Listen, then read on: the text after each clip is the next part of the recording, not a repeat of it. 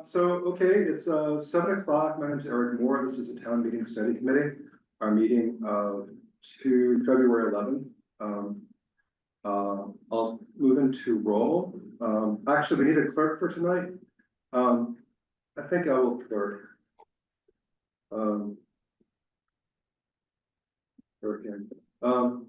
We're still waiting for folks to join, but I'd like to be prompt. So I'll note that Keith Bergman has not yet joined. Keith is in the process of joining. Keith, I'll come back to you. Katie Bresnick is out tonight. Christian Haggerty, please. Here. Thank you. Alice Kaufman, please. Here.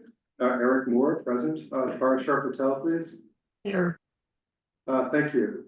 Phil Swain, not here yet, but expected. Chase, please. Here. Thank you. Welcome back. And Eric Van Loon will be offline, as expected. Our agenda tonight, the usual public comment. We've got some minutes to approve. Any updates that we have to share. We'll spend some time talking about the report and 2 meeting specific things to talk about. How sort of the calendar for within meeting, how articles are sequenced, and then deliberation changes, changes to the pace of deliberation as well. So moving into public comment, is there anyone? I just see one person from the public online, not including our ex officio member. Any comments from the public at this time? Seeing none, moving forward, thank you. We have 2 sets of minutes to approve. December 19th from Parashar Patel, the engagement subcommittee. Now let me think, that's a subcommittee meeting. So the folks there, Christian Haggerty, Alice Kaufman, Eric Moore, Parashar Patel, Chase Thompson, we have a quorum of the engagement subcommittee. And we'll need a motion basically to approve just those minutes from the engagement subcommittee. Eric, can I interject for a second? Yeah. I think, is this subcommittee planning to meet again? Probably not. Well, Yeah.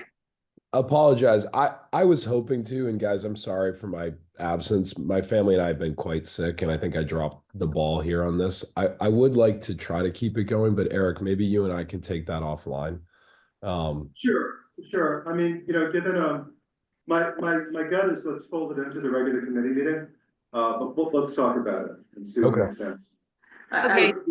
I'm guessing that Shannon's point is that technically that subcommittee should approve its own minutes at a meeting scheduled of it.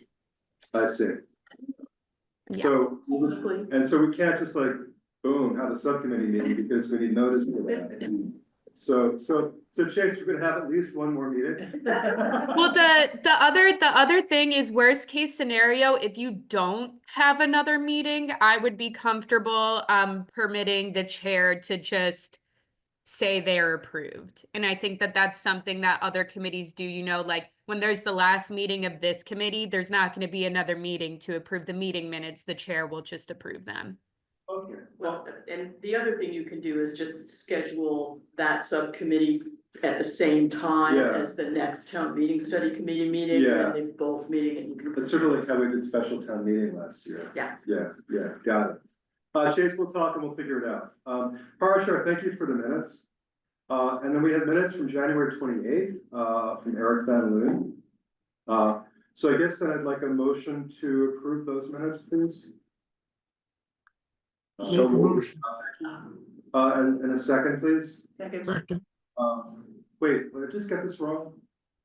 So we're gonna begin to talk about the minutes. So now we're discussing the minutes. Well, you've got a motion, you got a second, and now you can open the floor for discussion. Good, okay, good. Any discussion about the minutes? Hearing none, seeing none. Let's vote to approve the minutes. Just gonna go back. Phil, anything? No, I approve. Okay, let me go through the list. Keith Bergman, please. This is to approve the minutes from our previous meeting. Aye. Thank you. Katie's not here. Kristen, please. Aye. Thank you, Christian Haggerty. Alice Kaufman. Aye. Eric Moore, aye. Parashar Patel. Aye. Phil Swain, I heard your aye. Chase, please. Aye. Thank you, and Eric Van Loon is absent. So the minutes from January 28th are now approved. Chase, I'm not actually sure that the video is up from, our 11:25 meeting, but you've got some minutes outstanding there. Let's talk offline about how to get those in. But it would be good to get them in. Perfect. I've got them typed up. You can let me know how to get them in the format. Yep. Send me an email, or I'll send you Shannon or I will send you a Word document template and just paste them right in. So any questions, send Shannon and I an email and we'll follow up and get you done, you know.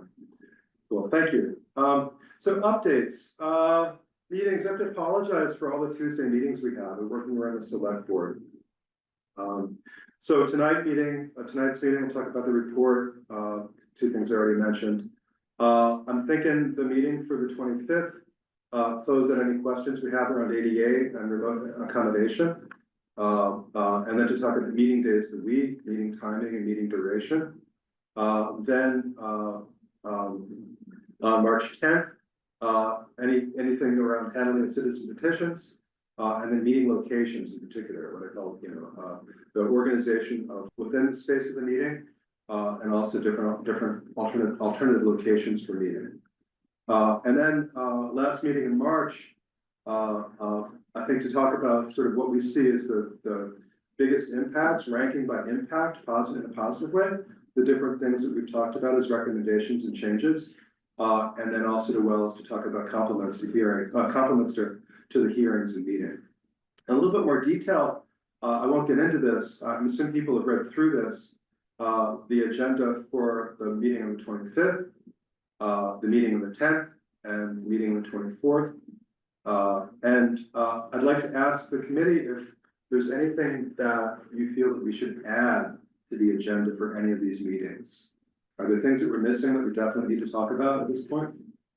I guess I'd like a word of clarification on the February 25th meeting. The term remote accommodation, I think we have been thinking about how people with whatever disability can participate remotely. Yeah. The term that the ADA coordinator for Concord said is, the correct terminology is reasonable accommodations. It may include remote, but reasonable accommodations, when we look at all the opportunities for somebody to participate. They may not get their first choice, but Sure. the idea is to get the end and have participation possible. Good, thank you for that clarification. Anything else, folks in the room about things that are missing from our agenda? Any Chase, Parashar, in terms of looking at the agenda, things that are missing for you, Keith? These are heavy agendas, so I would recommend we put estimated times, and we try to stick to them. Good. Good, thank you. I did write a letter to the editor talking that we're gonna say upcoming thing, but I ran out of room to put the dates. So, but I did say we're gonna be talking about these things and Cool. to please, give comment in upcoming meetings. Good, thank you, thank you. Yeah, sorry to slow with that. Cameron, I'll ask you, Cameron McKenna, ex officio member, select board. Anything that you feel that we need to be talking about, that we're on schedule to talk about?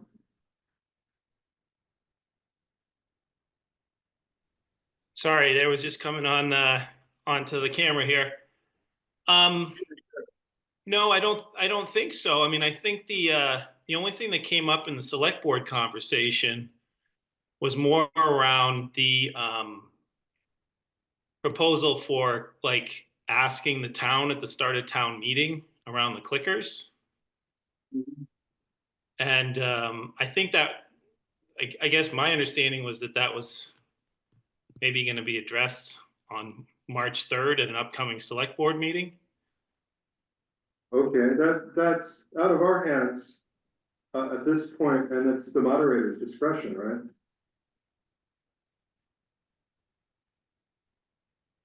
I think it's exactly how it is that we would approach that, yes. Okay, good, thank you. So I think that was it from the select board. Okay, good, thank you. Carmen, I'll ask you, is there stuff on this agenda at this point? Tonight, the next couple of meetings, that you wanna make sure that we address? Are we missing something that is important to you? No, I Okay, don't think so. good, thank you. Moving forward, Can so, I ask a question? I'm sorry. To go Yeah. back, some of those items are interrelated. So, Yes. for example, if the idea is to have a meeting once a day for 3 weeks, how does it then maybe interact, or there are limits because Harvey Wheeler can't do that? At what point do we, or are we going to try to bring it together to say these are our internally consistent, if you will, ideas, and we've kind of checked on some of the logistics? It's a good question. What do you suggest? I don't know, not, so maybe we can try to pull together, as I said, in relatively internal, consistent sort of ideal, what we would like, and then maybe ask the school or the town manager and whoever else is responsible for any other buildings, say, is this practical? We don't need a commitment, but is it like a flat out no? And what's the reason for a flat out no? Sure. And I'm sorry, what was the question? I'm just having a little trouble hearing. Sure, Parashar, to paraphrase, we've got things that are sort of interdependent, meeting timing and meeting location in particular. My thought, and the thought is, when do we sort of sanity check whatever recommendation we might make with respect to either? I think, on the meeting on the 24th, we can try to roll everything up. I would expect frankly during March that we could reach out to different folks, principals as it were, and see what they think about that. I mean, Shannon's been a really good conduit so far, for understanding constraints in meeting locations, and obviously Carmen knows a lot as well. But I think the sanity check, if we could do that in March, that would be better.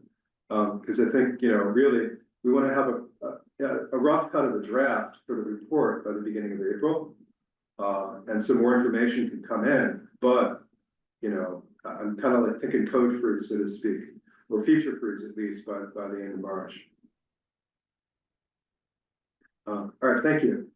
So team updates, thanks to Parashar's minutes, I went back and just, these are the things that came out of the engagement subcommittee meeting. I have them here, but I just want to go around and see if there are any updates from anybody on the committee with stuff that they've been doing that they want to share with the committee now. I will. You enlarge the font by any chance? Maybe you can't, but Probably can't. if you can't, you can't. Sorry. Yeah. If it were in Word, you could, but. Yeah. Alice, anything? No, Okay, Kristen, anything? no, Phil, anything? No. Keith, any updates from you at all? No. Okay, thank you. Parashar, any updates from you? Yeah, Phil and I are getting together with Eric Dahlberg and Doug Kupka from the Finance Committee tomorrow morning. Oh, Or- cool. Coffee and kick off the process of providing feedback. Good, thank you. Wait, feedback on which? Well, feedback on their report, what we've heard from the survey. Everybody here's had opinions on how to make it simpler and more accessible. So, well, it's the state. We're not going to give it all tomorrow, but we're just going to agree on a process, and then we'll kick it off from there in terms of figuring out a way to feed that feedback to the Finance Committee. Good, thank you. Eric has the feedback that I wrote for that, going back a bit, and I CC'd you on that as well, so. Yep, I've got that and other people's feedback too. Super, good, thank you. So engagement stuff, we just, I know for the things that are under me, I haven't had a chance to follow up on anything. Carmen, one thing we talked about was, maybe it was Shannon, sorry. We had a list of all of the community groups that were, under sort of the, on the list for the MCI Concord, project. I think that was Shannon. Yeah, I Okay. have that. Yeah, I have that too. okay, and did we get contact information, or is that, we have to figure that out? So on a version that is not online, I have it, but it's owned by a committee member, so like on his Google account. So I think I'm gonna have to ask him to add me to it so I can get that version of it. Okay. Good, thank you. Okay, I think, I'm gonna go past team updates and let's talk about, Excuse I'm me, sorry. I do have an update. yeah, I have been working with Amalia and Kari Tari on electronic voting. mhm, And we did find from the vendor that there is a substantial discount on price if we rent 1,000 clickers rather than 1,300. And we know that that is pretty much the maximum capacity that we have for the gymnasium. mhm, So I think that we're gonna do that, and in the event that we, for this first time, mhm. in the event that we need to use the auditorium for overflow. Or in the event that we decide to use the cafeteria this year, we will, we'll have to see what the capacity, it might be that we can use the clickers in both the cafeteria and the gymnasium. I'm sure we won't be able to use them in the auditorium because we'll need either another Base station. base station or an antenna. So we won't do that. So if we use the auditorium, people in there will be voting by paper, voting slips. And, we're gonna have to have those anyway, because that's our backup system in Sure. case we have a problem. We are lined up, the three of us, town clerk, myself, and IT director, to have a little tutorial session with the vendor, So, online. Is there a decision about the vendor yet, or? Well, I think that, I don't know that if it's all wrapped up in terms of procurement. Mhm.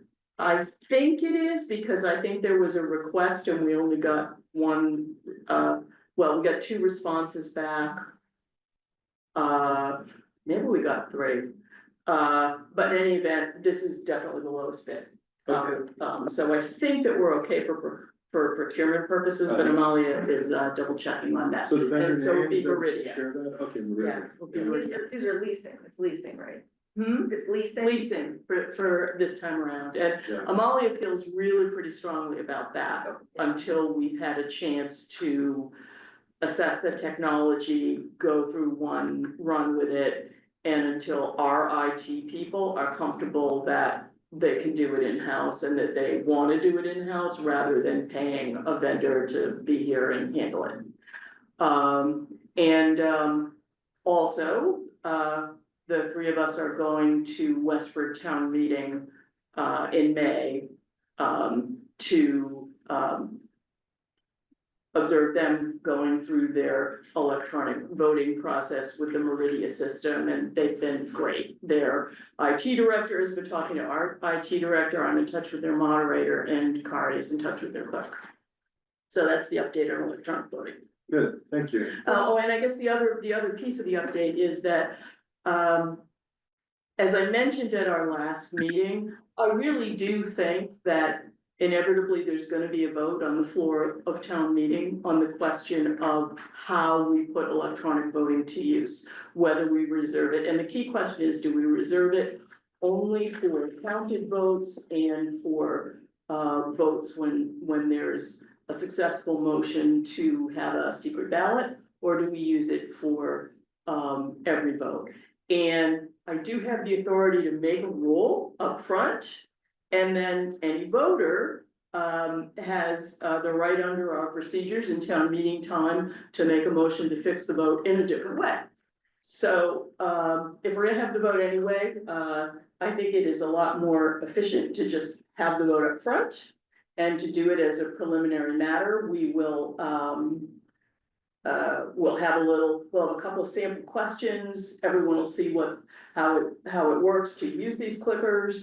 And then I have asked the select board, and they will discuss it at their, I think it's March 5th meeting, for them to make the motion to adopt a rule of the meeting that is consistent with this committee's recommendation on how to use the clickers. And then we'll open it up for discussion on the floor and we'll have a vote. Thank you. I think the question I have is, do towns that are already using clickers have a similar procedure for determining how they're gonna do electronic voting? Some do, some don't. Carlisle is just leaving it to the moderator to, kind of, they still use voice votes and they're a much smaller meeting than we are. And, so they're leaving it to the moderator to decide when, they're gonna use the clickers and when he's just gonna call for a voice vote. You'd have to ask him, I think, how he's making that judgment. Sure. I'm not sure. Many towns, as I've mentioned, have a bylaw. And I am not in favor of us having a bylaw because I think it's very, very important for us to have flexibility and discretion and the ability to adapt without having to go through a whole process of enacting the bylaw. But I think it's pretty clear that there are different feelings and attitudes about the use of electronic voting in town. And I think no matter what is suggested as the general rule on how to use them, there's gonna be somebody who would like us to talk about that as a meeting. Well, that's your discretion. I think as a committee, we made, a couple of recommendations. And it's really up to you. Yeah. Good, thank you. I Sorry, wondering, can all of these materials, there was a letter from Mark Martinez that outlined some costs for Meridian. And I'm just wondering whether you looked at that and could compare the costs that maybe came in as part of the bid to what he was quoting. What the reduction is? Mark Martinez sent a letter to the committee that outlined his research on the cost of renting or acquiring, I don't know if they're acquiring or renting. These Who else? clickers from Meridian. Mark Martinez. Yeah, It is. Oh, and I didn't know whether we were looking at the cost that actually came in. we're looking at the cost that actually came in from From the which bids. Amalia got. I was wondering if there's similar or not. I don't know, I can't remember what number of clickers Oh, Mark that's a big- had, right, and that was a determinative Right, factor. right. So Amalia had gone for a quote for 1,300 because that was kind of like the peak Mhm. attendance, and if your theory is you wanna have enough for every voter, you should kind of go for your peak attendance.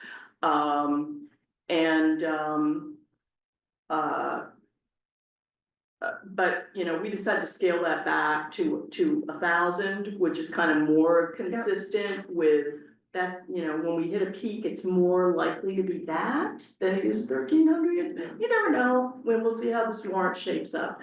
I'd like but- to, sorry to interrupt, I'd like Yeah, to yeah. move on, please. I have a lot to do tonight. Yeah.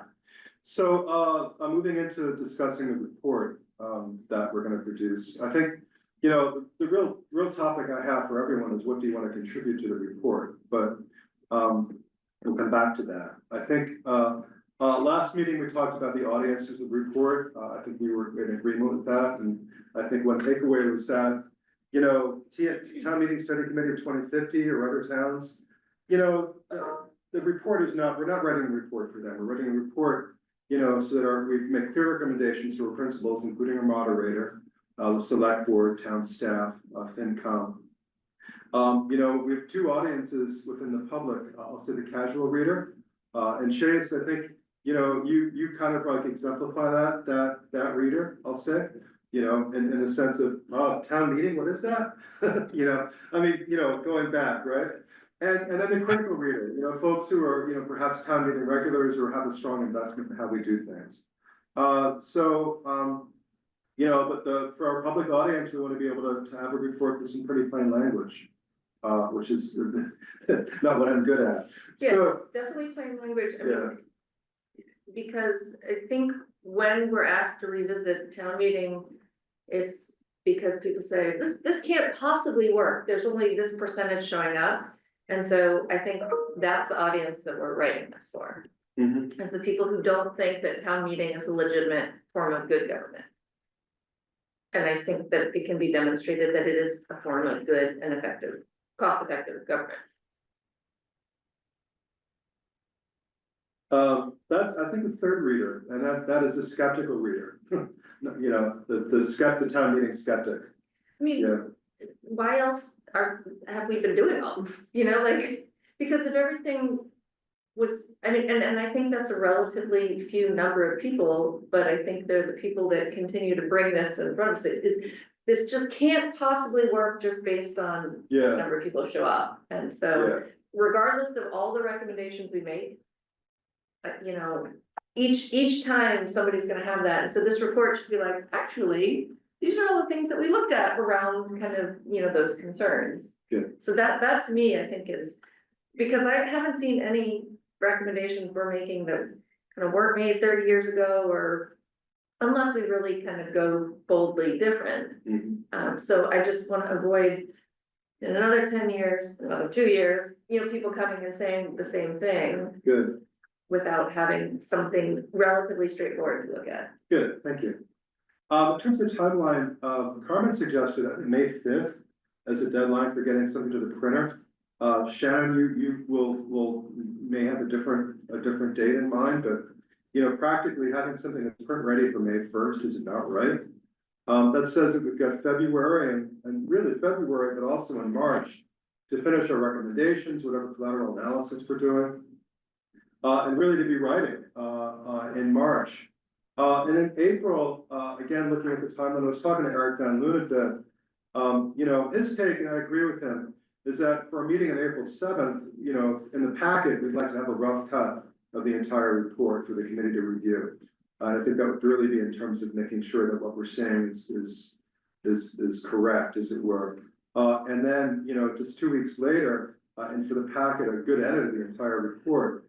And then following that, I expect in the meeting of the 22nd, we beat the report up a bit in terms of just looking at it critically.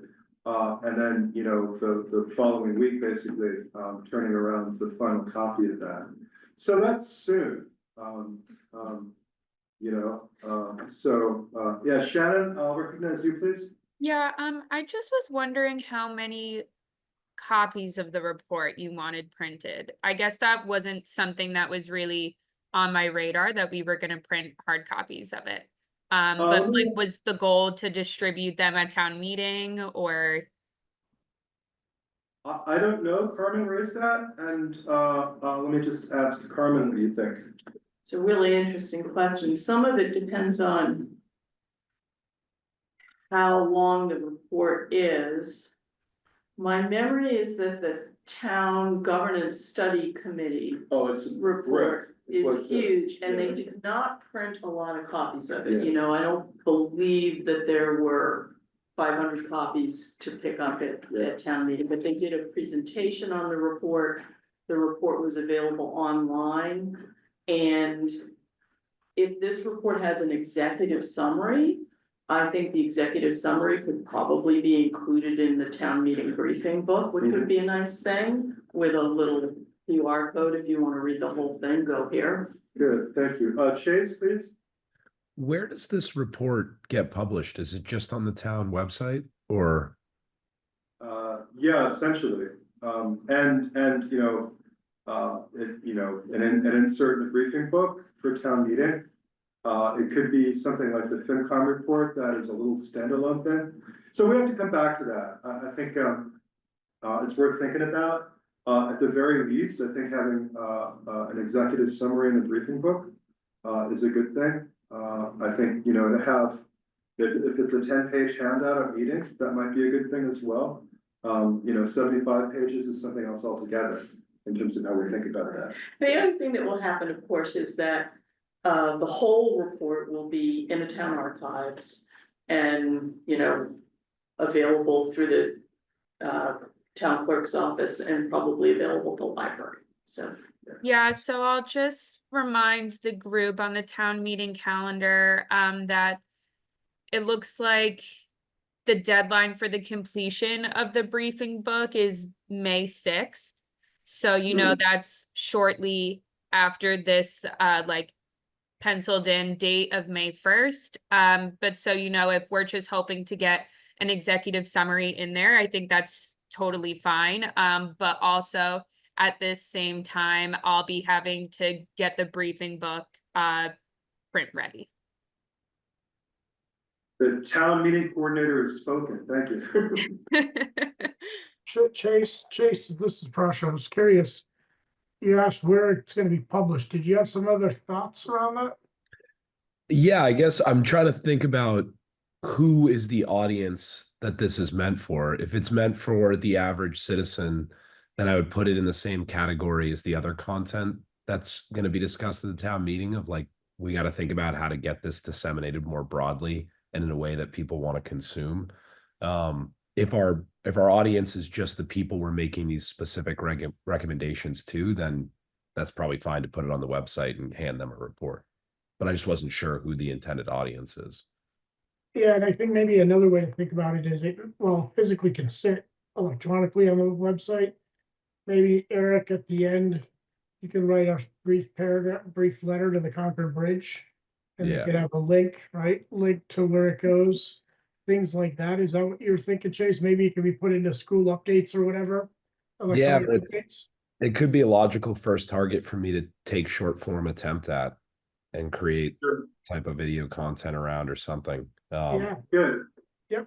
Yeah, the time frame for some of that stuff I would see is in May after we actually have a thing. And maybe that the way that we structure the report is that, you know, the executive summary is for the most broad audience and that, you know, some of the detailed stuff might fold into an appendix for the moderator, an appendix for the select board, or I don't know, but I think, you know, we might have a multi-part document that serves our multiple audiences, but we don't want to neglect anything. Eric, I can see you doing a TikTok video. Yeah, if it's still, I don't know, if it's still, yeah, it doesn't, yeah. So the structure, I think, executive summary for sure, you know, Erica, is like 2 pages. And Kristen, I wanted to ask you about, what I call an experience narrative, but you would call, I think maybe differently, I don't know. You started something, and I don't know, you want to talk about the role for that in the report, what the audience would be and what it does? Yes, one of the things I was thinking about was, while we're evaluating recommendations or even, we should think about what are the aspects we want to preserve about town meeting and kind of capture that. And so I've been, you know, kind of looking through, public comment, and I've asked some people who've attended quite a bit to kind of see if we capture that. And for example, like, you know, one of the things is as easy as like, we decided to keep an open town meeting, right? You know, and the reasons we want to keep it, is because, you know, we can have, we want to keep deliberation and debate, and then we can kind of quantify that a little bit after we have our recommendations. Like, we've decided we want to keep deliberation and debate to this extent or something like that. We want to ensure that the minority view is heard, and like, so that those things shape our recommendations, so that when we're thinking about this, we might make a recommendation and then say, well, wait a minute, does that really meet kind of what we said we want to keep the kind of the essence of town meeting? So those were the kinds of things I was thinking about putting together that we could both use to evaluate our recommendations, but also, kind of when people say, I'm still thinking about the skeptical, you know, person, when people say, well, town meeting is antiquated, we can say, well, actually, these are the reasons we're recommending preserving this kind of government. And it would, you know, hopefully serve to address the fact that, you know, yes, we have been doing it for a long time, it doesn't mean it's not a good form of government necessarily or something. So broadly, thank you. So broadly, this is about a rationale for where we've landed. I think so, Yeah, that kind of influences how any recommendations they made afterwards. sure. You could also call them guiding principles. And I, you know, like I said, I've tried to kind of solicit some, you know, from attendees and public comment and what I've heard, but it definitely needs to be viewed by and kind of agreed upon by this committee. So if you let me know, you know, when you want to circulate it, we'll get it out, and then kind of everybody can separately give feedback to Shannon or something, and then we'll amass that. I'm thinking about that. So, you know, obviously, I think we should go for it. I appreciate that. And, you know, if we're really looking at a rough cut of the report, all parts of the report, by by the beginning of April, that would be the latest. But I think this is important to have before we kind of discuss our recommendations, Uh-huh. because I want our recommendations to fit within the guiding principles, I guess it's kind of, it would be nice to have kind of that weighted later. Well, that's two parts, right? And the one you're describing what we've done, so the guiding principles reflect our practices, but we've already made a lot of recommendations. So, um, I mean, I don't feel like we made a lot of recommendations right now, like, for example, we have recommended to keep open town meeting. We recommended not, so it's like a negative recommendation, so I don't really count that. We recommended not to use Australian ballot, but I think the reason we did that is because we're keeping some sort of guiding principle about town meeting, right? Like, but so capturing that, I think, would be important. so, okay, so I feel like we have a lot of rationale, maybe I have a lot of rationale that I haven't communicated well enough. But I'm looking at our schedule, let me suggest that for the packet by the 10th, that you have a draft or something that we can look at and see how to integrate that into whatever we do in the next two meetings. Yeah, Phil. It needs to be short, Mhm. like 2 pages, as you're suggesting. It can't be a long explanation about the Australian ballot or about open town meeting, just 2 sentences Sure, about each. so, fair enough, I wanna see what you have in mind. Yeah, I have some and- like bullets, Yeah, Yes, was what I was kind of thinking, and I was thinking we could even shorten them up, so I had like some bullets with explanation. yeah, But if the bullets could stand alone without expository, that's kind of where I was going, yeah. so that you could kind of see those guiding principles and understand. So is the draft for the meeting on the 10th of March, is that good? I mean, it is, but I think that's a little late, so I mean, I'd rather have, you know, the committee have it sooner so that they can give. If it's ready, feedback. I'd love to see it. Yeah, I mean, it's draft enough that you'd be like, oh, you left this off, or that kind of thing, so. Okay, so then, next meeting, we'll add it to the agenda, for the 25th. If you could send it out earlier. Yeah, I'm gonna have Shannon send it out to everybody and with the instructions that they can send stuff to her. Great. Good, thank you. Thanks for thinking about that. Yeah, so, let us talk potential appendices or things that we link to. The survey reports, and I think Katie will work on those. Parashar, I think, you know, you did all this work in the benchmark towns, I don't know how to fold it into a format for our report, but, you know, I think that maybe you could wrap that up, so to speak, in a way, as an appendix potentially, or again, a document that we link to, that's on the website. I have some work to do to summarize the citizen comments and correspondence. Chase did some stuff with GPT, ChatGPT. Different services produce different summaries, but I think it would be good to have both the raw comments available, but to have, again, a summary of some of the themes from the comments as part of the report or an appendix. There's program stuff, you know, the timeline, it's the stuff we talked about for the League of Women Voters and so on. You know, some stuff around issue patterns and so on, and stuff that I worked on earlier, that may be helpful in this report, it may not be, I don't know. Pulling from stuff that I did for the League of Women Voters presentation, there's some more, again, reflective stuff around puzzles and possibilities that I don't necessarily see as sort of central to the recommendations of the committee, but things that I'd like to see as collateral to the report. We should bundle up the survey data as well. And so here, you know, if you have ideas about what else should be either in the report or part of the package of things that we deliver, that would be good to know about. I'll come back to you. Thank you.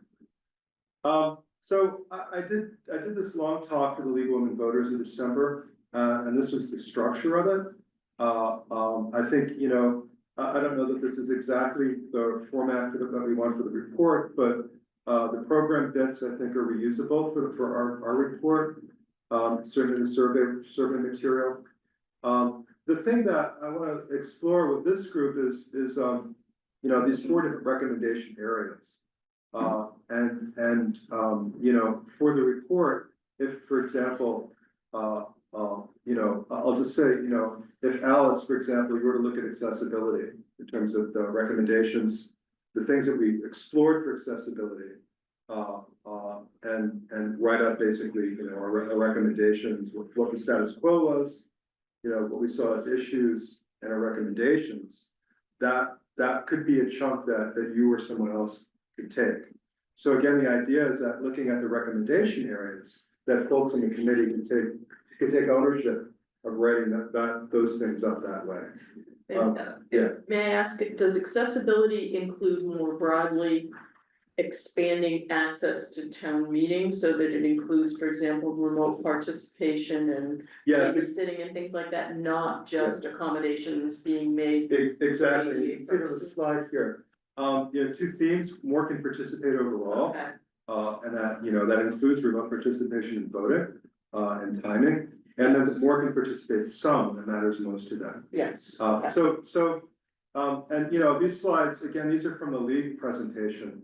These slides, which are in the packet, talk about bullet items in the way that I broke them out, but you know, you as well, may look at them a bit differently. Question about accessibility. Yeah, Am I thinking too narrowly by renaming some of that convenience? Like, am I being too, I think for some people, yeah, there's, you know, certain, I think they're slightly different. Convenience is a different matter than people who have some disability that is a significant obstacle from participating. I mean, that's another thing, so like, the meeting is accessible right now, unless you really Right, can't technically, yeah, physically or other access, you know, through. The room internet, is. Right, yeah, but there's some people who could go, but it's inconvenient to go. right. So I guess I just wonder if lumping that under accessibility, kind of leaves us open for people to continue to say, people are disenfranchised, they can't go. It's like, well, actually, they can go, they're making a choice not to go.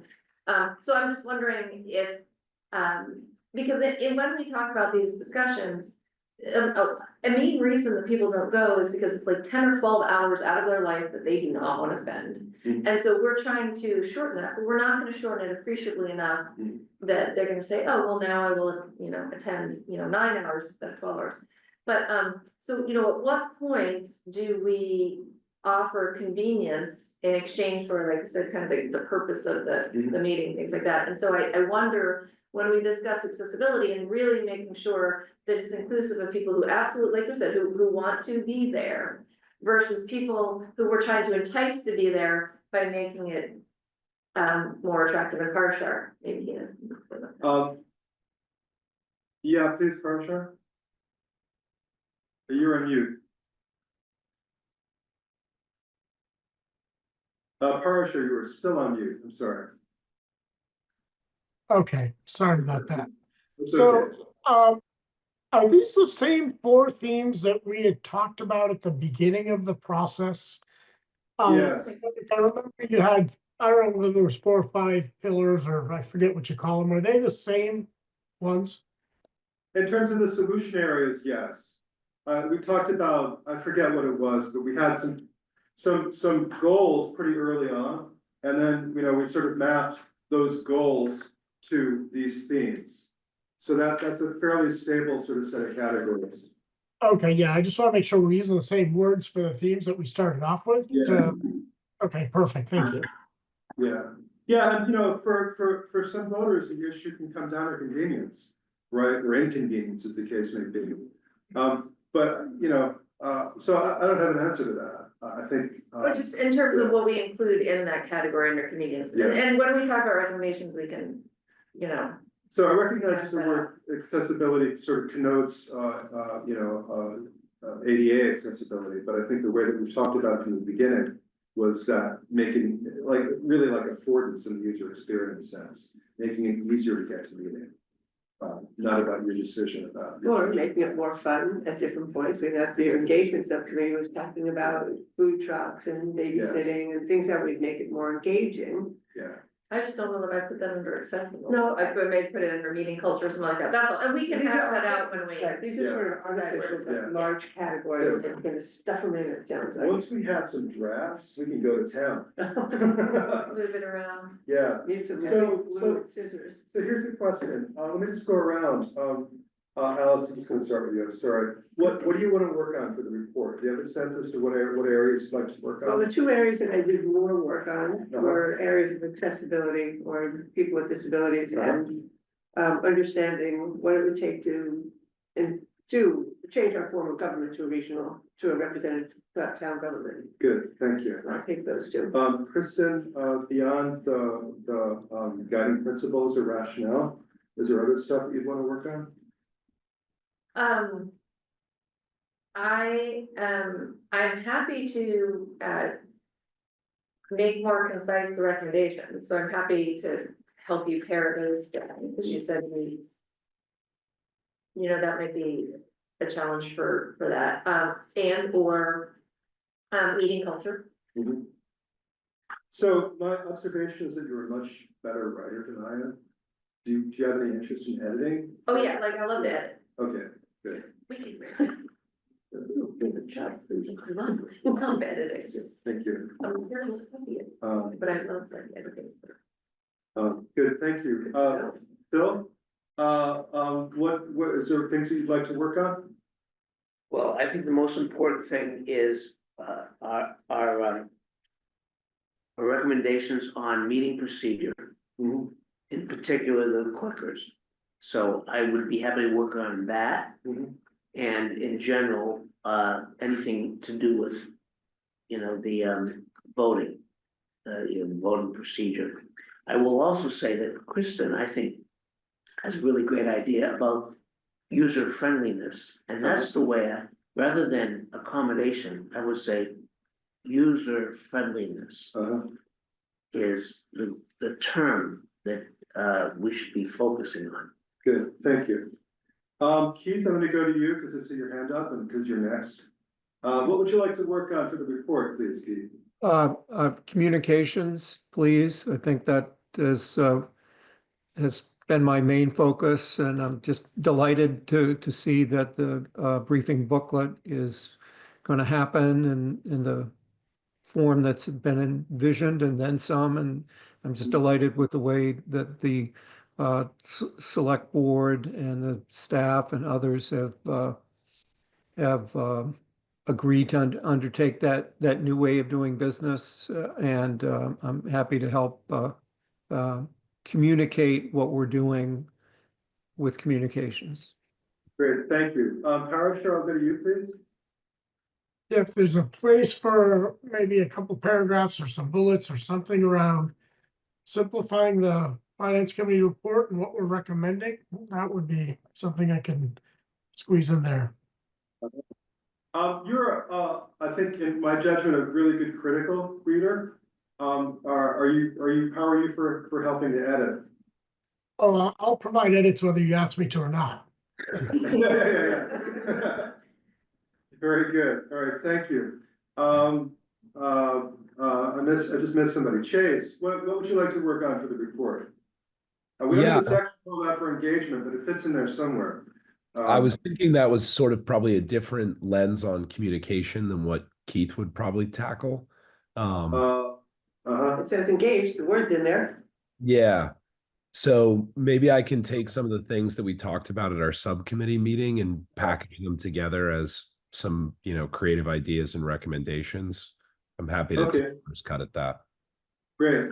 So thank you. So what I will do is, with some different ideas around structure, these four things, a different thought, efficiency, convenience, culture, and communications. Kristen, you're calling out convenience.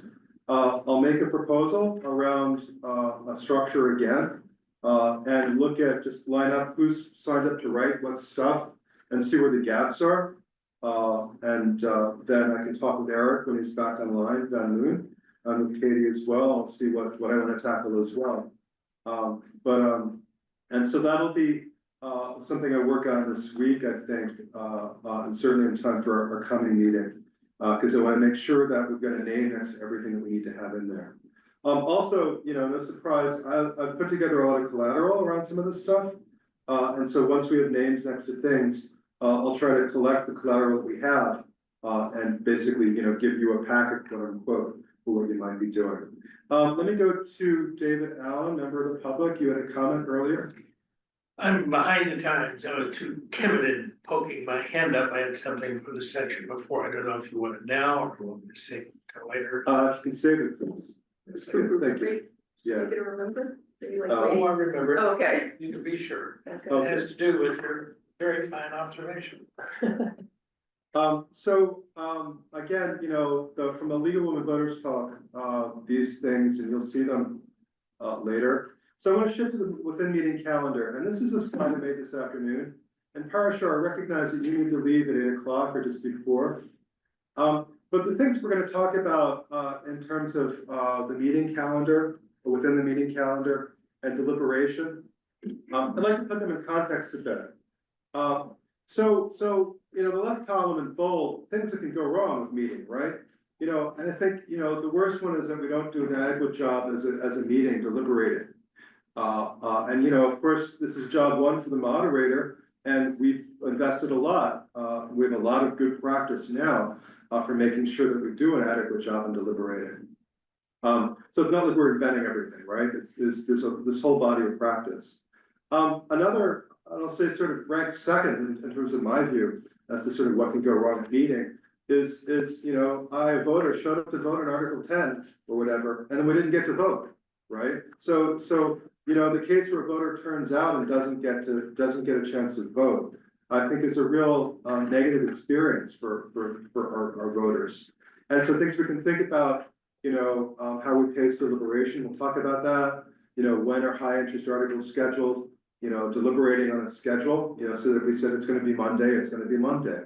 And there's a tension there between sort of how meeting and deliberation is paced versus whether or not we've deliberated sufficiently. Another thing, you know, that we end too late, right? You know, with meetings that end close to 11 o'clock some nights. And, you know, pick a time, right? That we end later than 9:30.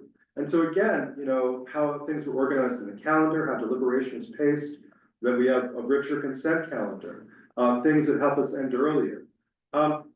So another issue, right, is repeated point from the floor, you know. I say this thing and then somebody else gets up and says the same thing and then, you know, then you do it. And so that, you know, reading the voter comments, real point of frustration.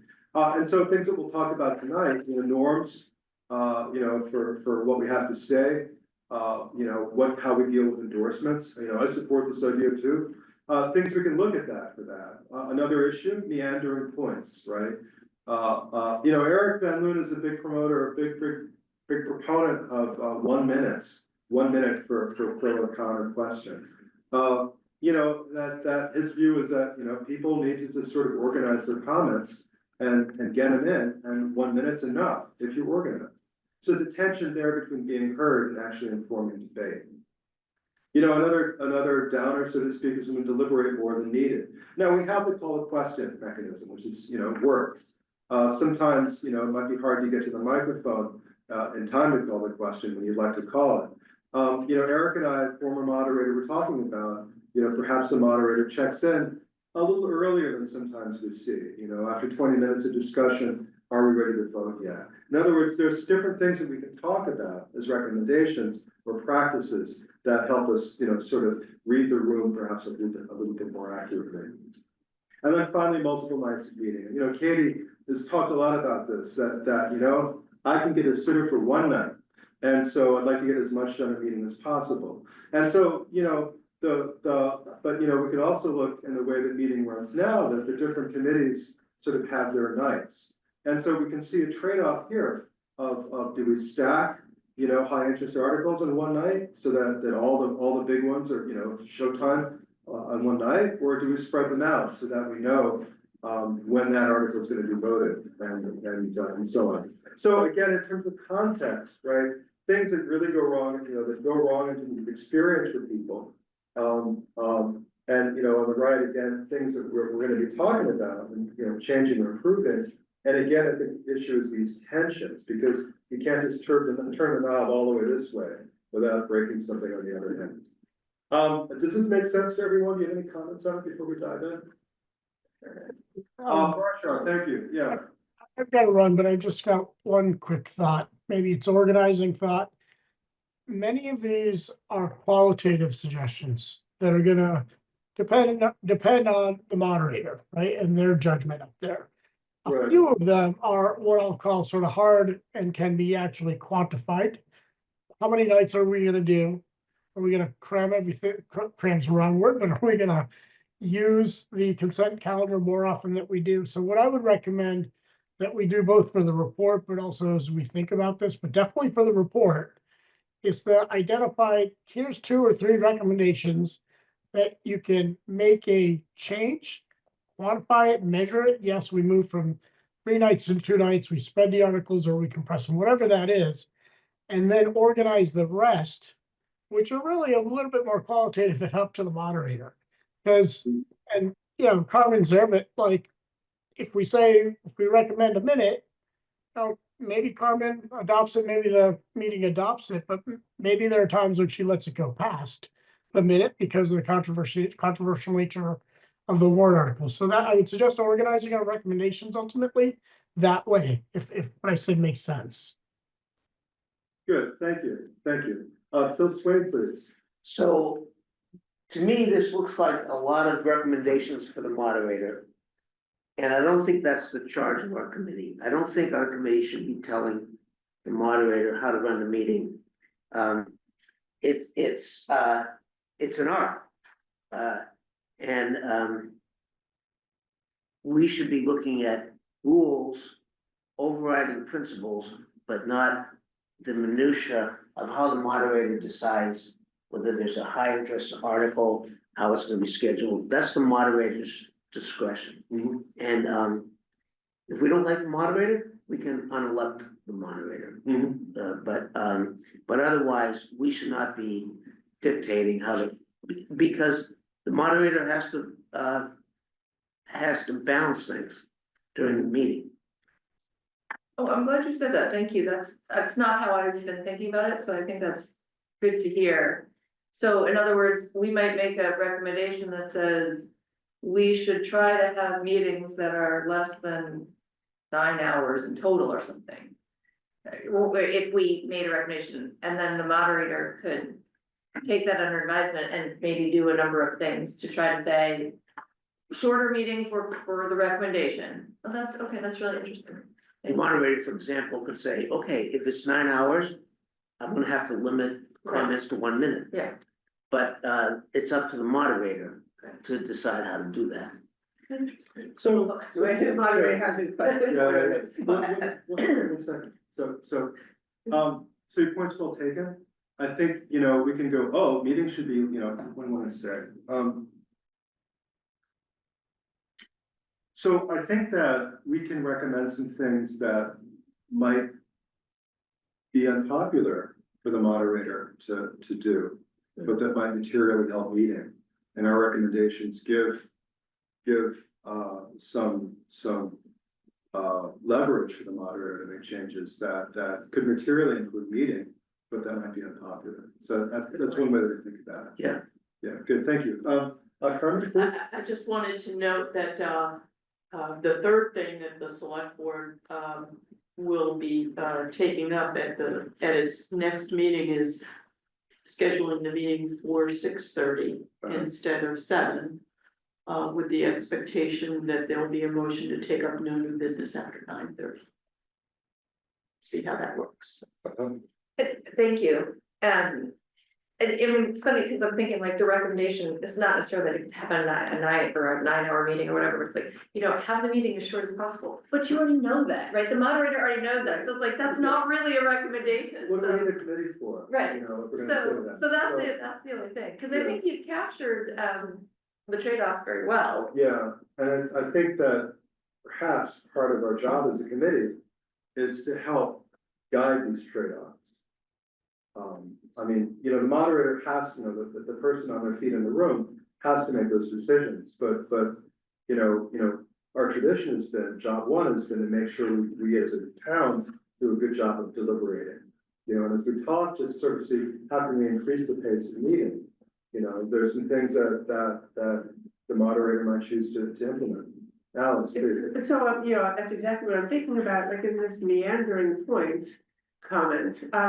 It may not be something that happens at the meeting. We can think about creatively how people can submit comments that for public view on the website Exactly. before town meeting. Exactly, So they get their point of view out there, it's public, exactly. and we don't have to limit time to 30 seconds or, you know, 60 seconds, whatever it turns out to be for somebody to read That's that. right, The ideas are clear that's and they're right. ready to be presented. So for example, hypothetically, right, if there's a lot of space online, either with the town website for capturing citizen comments, or a lot of space hypothetically, online with the bridge for capturing others' creativity, then the opportunity for me as a citizen to have my voice heard, no longer the only avenue is town meeting.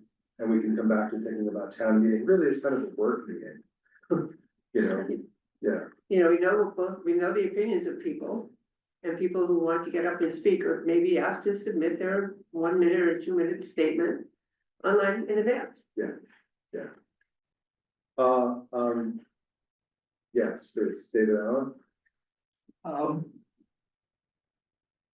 You said a work meeting.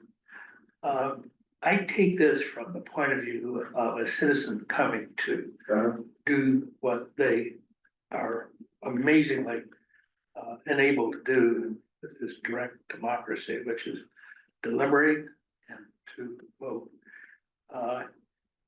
That doesn't include, oh, we'll schedule all the high interest articles together at one point. In fact, if you do that, then you have a bunch of people coming for high interest articles and don't come and do their duty and the rest of it.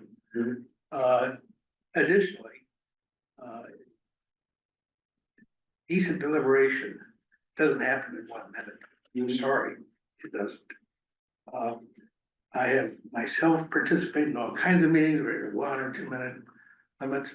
I know the reality. Just to be clear, I'm sorry, deliberation happens more than 1 minute, but a We're talking proposal, about one person's yeah, comments. yeah, One person can't adequately get across what they need. And there will be a few interventions that are workable, in a minute, but most interventions are going to be a little bit more complicated than that. 2 minutes is a strict limit. All this comes together for me in Phil's observation, which I appreciate, Phil. That it is an art, and we are very fortunate to have an artist up on our podium. Committee certainly can make observations, and I appreciate that, and I want that to happen. I've now added my 2 bits that I feel strongly about. Thank you. good, thank you. So,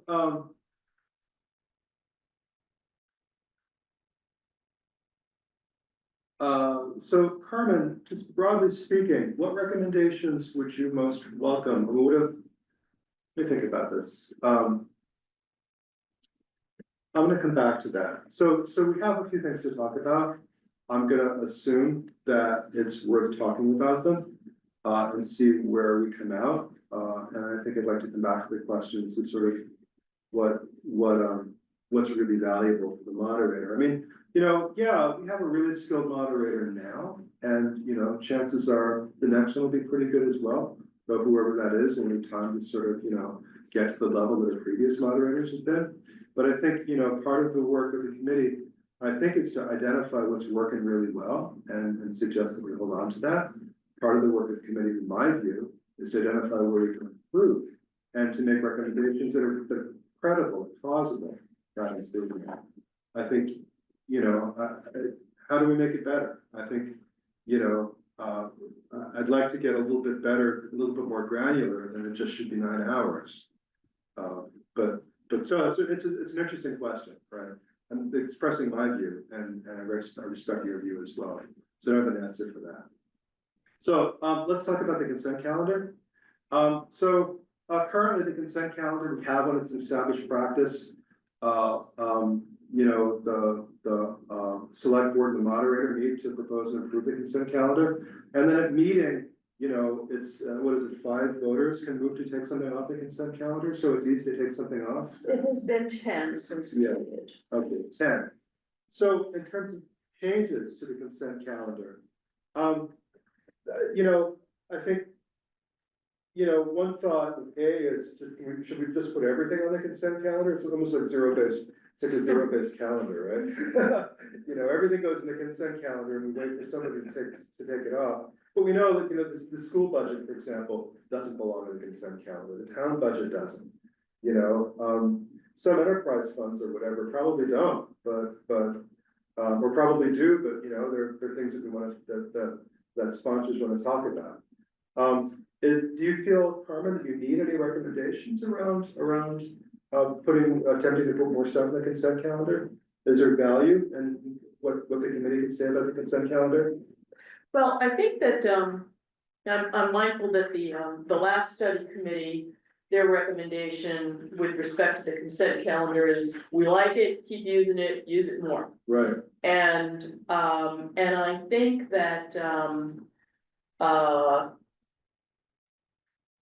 I think you're spot on in focusing on that balance between efficiency and full and fair deliberation.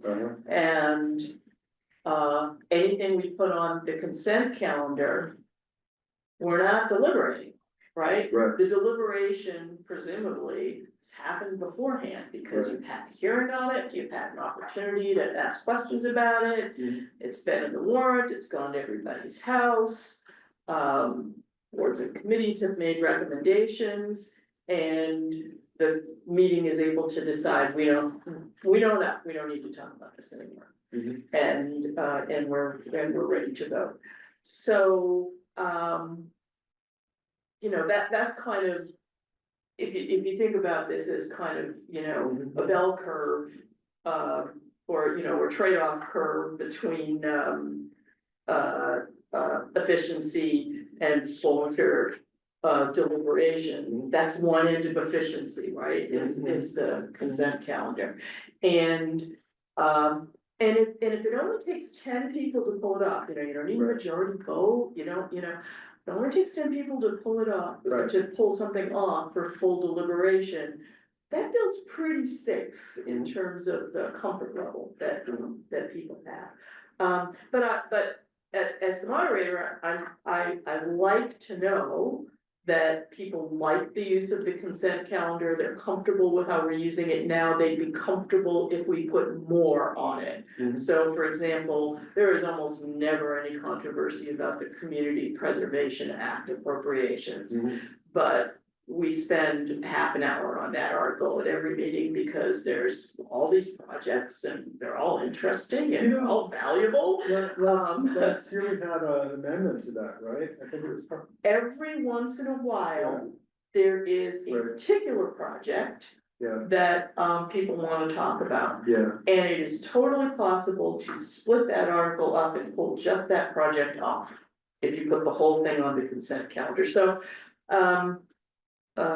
okay, so short answer is, yeah, it's helpful to me to have the committee's recommendation one way or the other, you know, like, we don't like how much you're using the consent calendar, use it less, or stay the course, it's perfect the way it is, this is not a mechanism to make things more efficient, or maybe you could weigh more heavily on this one to make the meeting more efficient, and I think that's what I'm hearing from you, is that we can lean more heavily on that one. So I would probably phrase that as something like, continue to maximize the use of the consent calendar. All right, it sounds like a motion. Because it's been something you've been working on, probably Eric did some as well.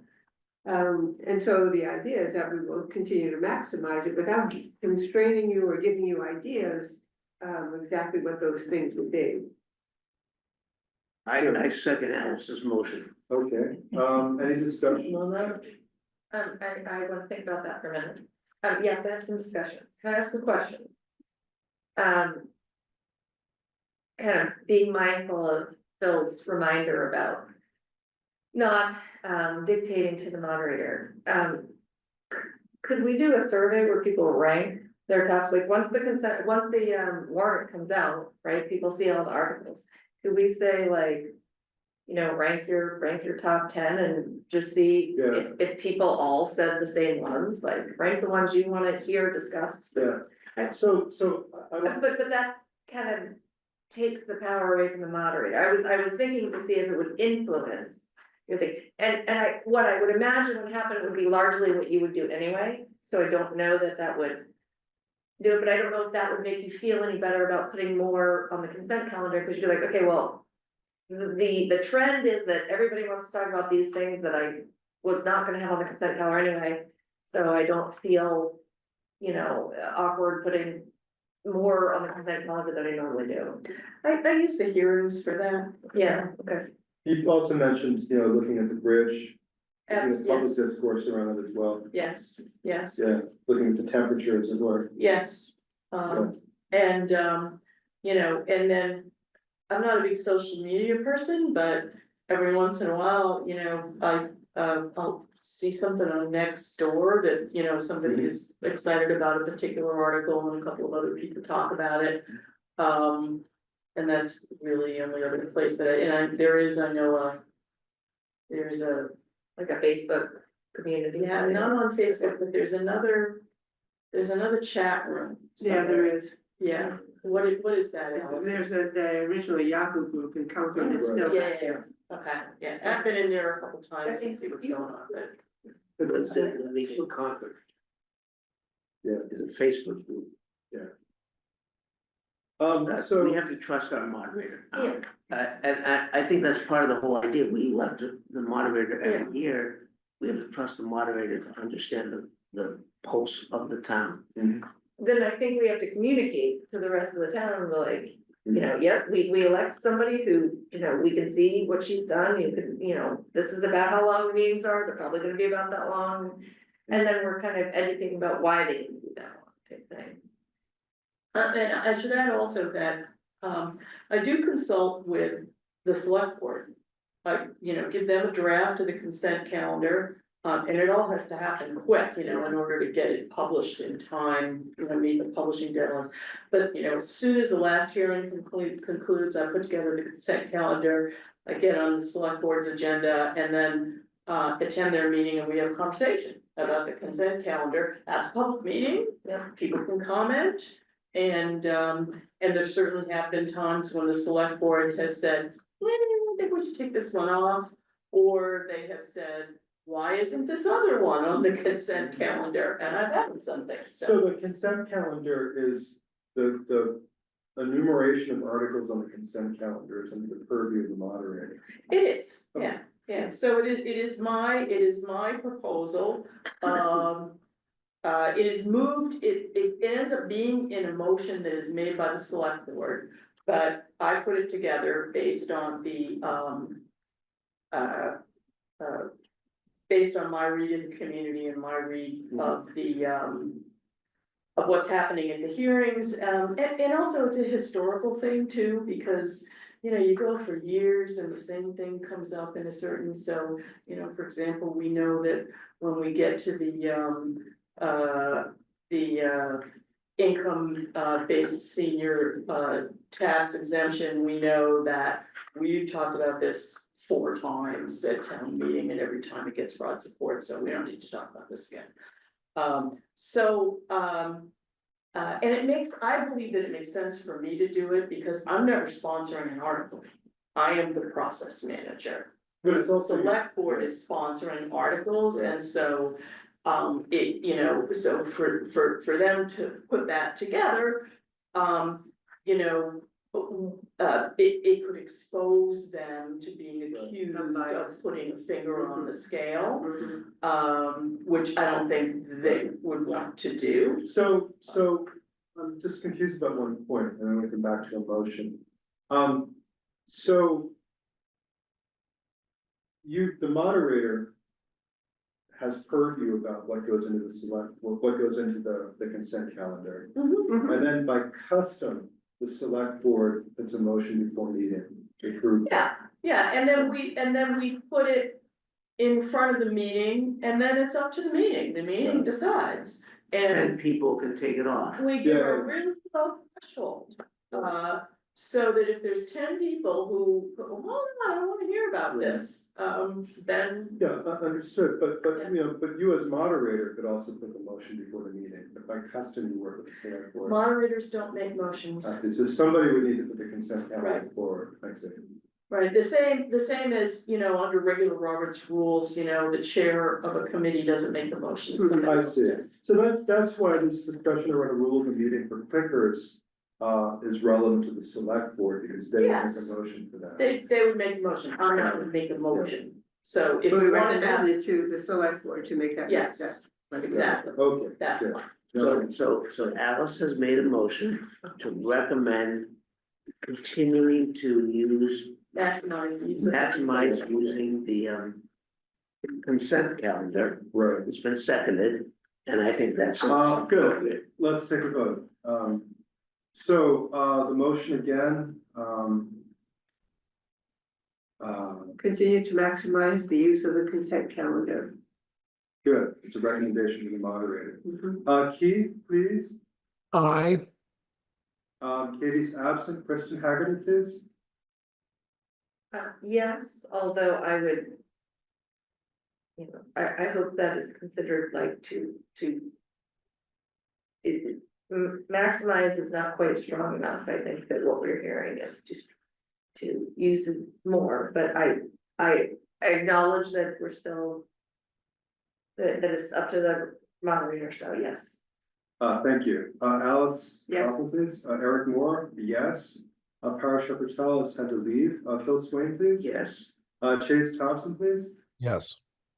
Good, thank you. So, that passes unanimously. And the only reason I say this is because it doesn't feel like a recommendation, because it's already happening. That's why I'm like, Yeah, It is happening, but I heard Carmen also say she looks for a sense of where, is this a good idea? Should I keep going on it? This gives her a clear direction that we think it's a good idea, that we wanted to continue to think about. or at least use it, if not the way she already is, even more. that's what Well, I'm it's hoping nice. the recommendation. that was the maximum. Okay. Yeah. The practices Thank you. we're endorsing. Good, thank you. Moving forward. Scheduling of high interest articles, there's a lot of text on this.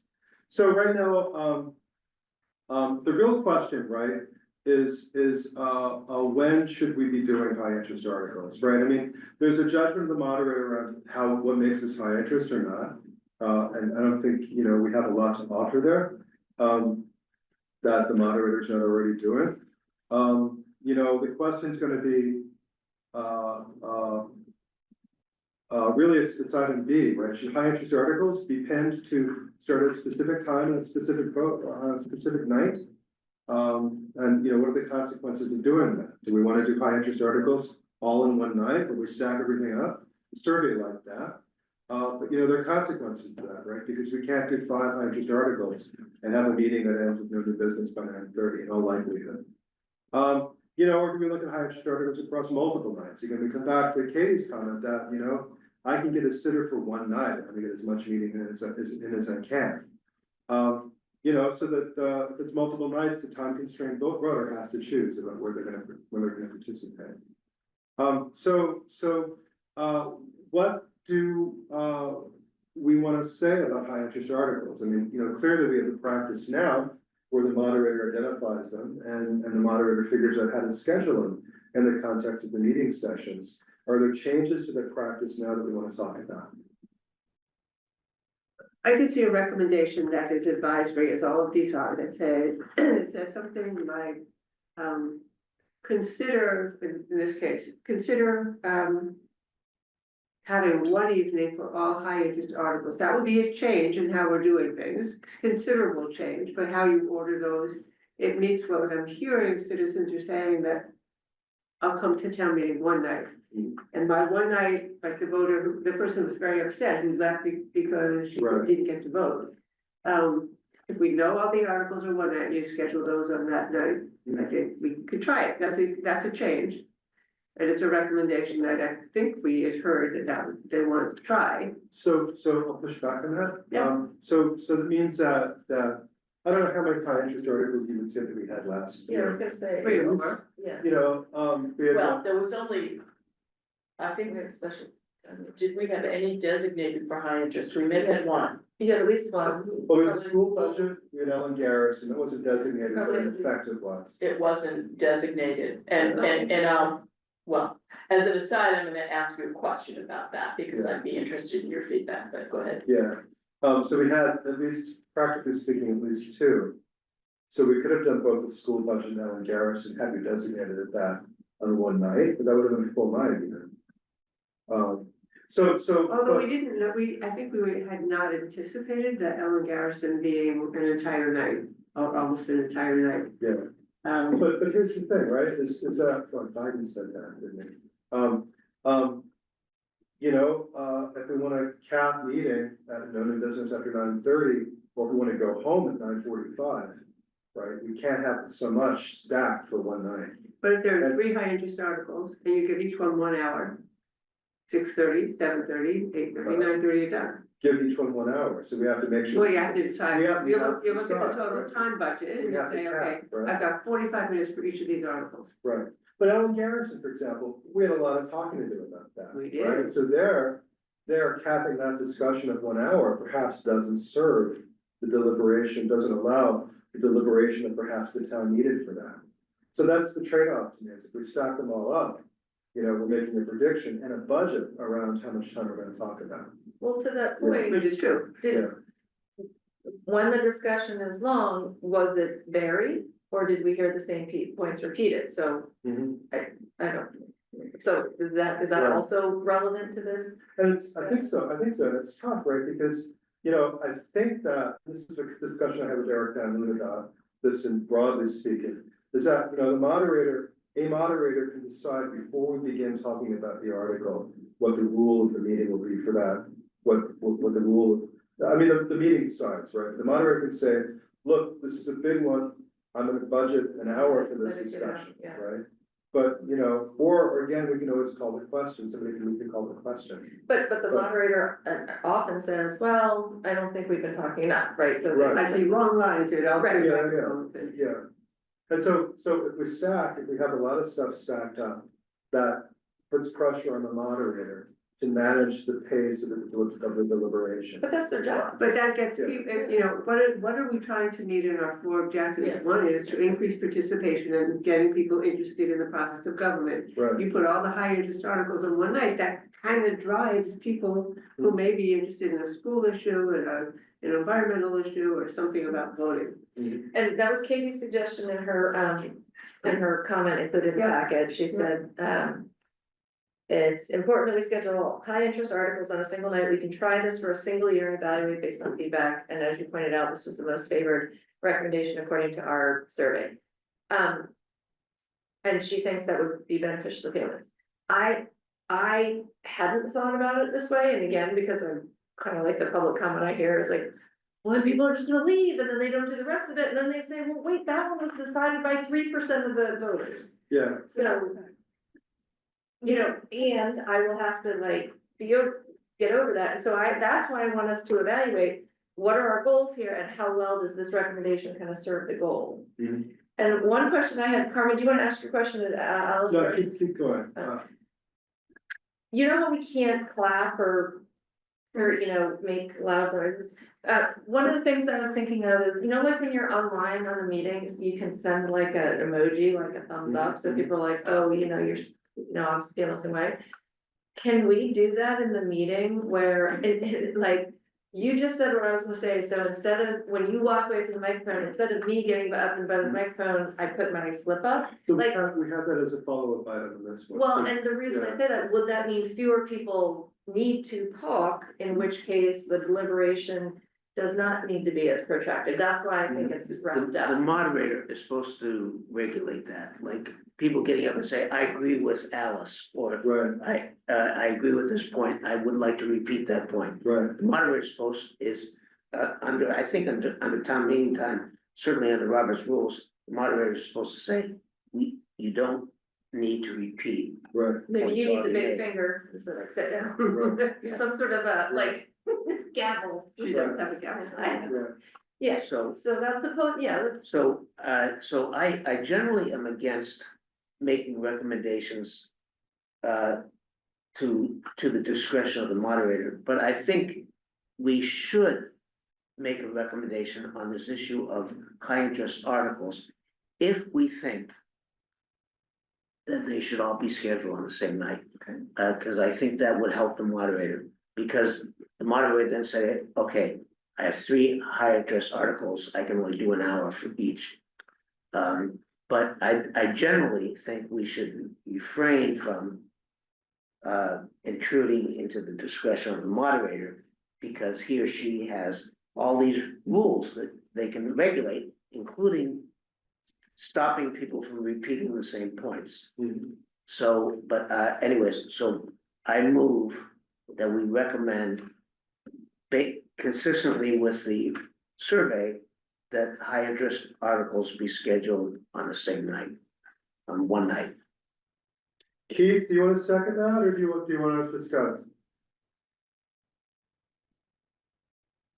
Keith Bergen, do you have a comment? No, I will not second that. Okay. Yeah, let's, I'd be curious, oh, so we wanna have a sec, I'll second it, but. and then we can- Do we it a can discuss. second, so we're gonna discuss. Yeah. Keith, I'd like to get your comment on that, please. Yeah, I think that I think the answer is in the discretion of the moderator when presented with a warrant, and to see specifically what high interest articles there are. I happen to think that, that this is where the art, not rather than science, comes into choreographing and planning a town meeting. And it could be that the solution is to have all of the high interest articles on a single night, but it could also be that given the rhythm of other articles in the warrant, say wanting to accomplish the budget on night one, requires you to augment night one with one of the high interest articles. And I think that it's an art, not a science, and if we could. And I'm not in favor of just having a recommendation to put them all in one night. Good, thank you. Chase, can we go to you, please, for your sense? My gut is that one night is going to be the most likely way to get the most people to participate in all these high interest articles. I hear what you're saying, Keith, but I kind of bring my own bias to that of coming to 3 nights in a row is just super unrealistic for somebody in my family's situation. So I think if we can pull that off, that would be the best situation of kind of like the bad options. Keith, I'll come back to you in a second. I want to go to Kristen and then Alice, please. We've also been predicating this on a Monday night start at 6:30. There's also the option of having a longer meeting that starts on Sunday afternoon where you have 5 hours instead of 3 hours. Although we can't do that this year because of high school graduation. And yes, thank you. And I think that we should take all the recommendations with a grain of salt and choose when to try them or not. They don't all have, thank you for that reminder though. Sure. Thank you. Alice, please. I think I want to offer us a perspective. I think in setting the warrant over the years, we've tried to put high interest articles on different evenings with the idea that more people come for the high interest articles and therefore they will be participating in a greater portion of town meeting. As we have experienced in a number of the years now, and I think you even said so this evening, people come for their one thing and then they leave. So we know that people are there for these articles. Why make it harder for them to actually attend and vote on the articles that are most critical to them? Yes, there are trade-offs. You may not be voting on a specific budget and you might be upset by the new, your tax rate. But because you chose the high interest articles, you may have missed the vote that may have influenced whatever the tax rate is. Those are the trade-offs that you were talking about. And I think maybe do you think I mischaracterized the use of the high interest articles when we had on several different nights had high interest articles, people still came for that one article and maybe heard a little bit of the budget and then left. Do you want me to? Yeah, sure, go ahead. Yeah, one of the issues with high interest articles is a high interest article, not all high interest articles are of high interest to the same community. And so, if you schedule them on the same night, you might get a really good turnout because, you know, you might get a big turnout from the people who care about environmental issues, and then you might get a big turnout from the people who care about school issues, and a big turnout from the people who care about a particular money issue or a zoning change. So, yeah, I think the only thing we scheduled as high interest last year was we did the MBTA, did we do the MBTA? Zoning this past year, or was it year before? Yeah, it's here. Yeah, this is Was this year? That's the only thing we scheduled as high interest. And there wasn't much question that we were gonna do that because, you know, Milton had turned theirs over and we'd had hundreds of people turn out for the hearings, and the planning board had changed it several times. But anyway. Thank you. Let me go back to Keith, please. Yeah, I guess my concern is that if high interest cannot mean the budget, then I'm not interested in going to town meeting. That's why we're there. It's the most important function the town meeting accomplishes. And when plenty of people get upset later at how high the tax bills are, well, then you'd better start having a high interest in the budget, which is how the decisions get made. So Yeah. if you want to have high interest articles, include the budget, and then you have you could do high interest articles on the first night, including the budget. So which I would be in favor of. So one complication is that presently, like the planning board doesn't come to all the nights, or the school committee doesn't come to all the nights. So that if we do stack articles that cut across the different boards, then we're gonna see boards, I mean, select boards there, FinCom's there no matter what, but we're gonna also need to see boards that are there for the high interest articles, as well as the routine nights, as it were, over 3 or 4 night meeting. And So that's a complication for them. yeah, you could say that that's not a hardship for voting citizens of the town who are on the boards and committees, but it is a hardship for staff. Thank you for doing that. I guess, Keith, my question about the budget is, we always pass the budget. So I'm just saying, so you can attend, you can not be happy about it, but we don't change if the budget doesn't get changed on the floor of town meeting, I don't know, you tell me how many times out of 100? Oh, it happens. It happens. It happens, you know, it Back to happens. School committee one time. Well, that's right, yeah, I mean, Oh, and it's happened to the town too, or at least there've been motions to amend. there's been motions to amend, and I guess it feels like, although it is the place to do that, it feels almost too late to do that. It feels like it would be much more productive to do any of that input and deliberation to influence that way earlier in the process. Yeah. So that's all my thing is like, yeah, it's of high interest because you're like, wow, that's a huge budget. And it doesn't feel like it. I don't know. So that's my only thing, but Keith has another report. But you know, one other issue though is that, we haven't dealt with Proposition 2.5 overrides for a long time. Yeah. And the finance committee is continuing to focus on the concern that we're gonna get Right. there. We haven't because we've had so much new growth. So we have not run up against our levy limit, but you know.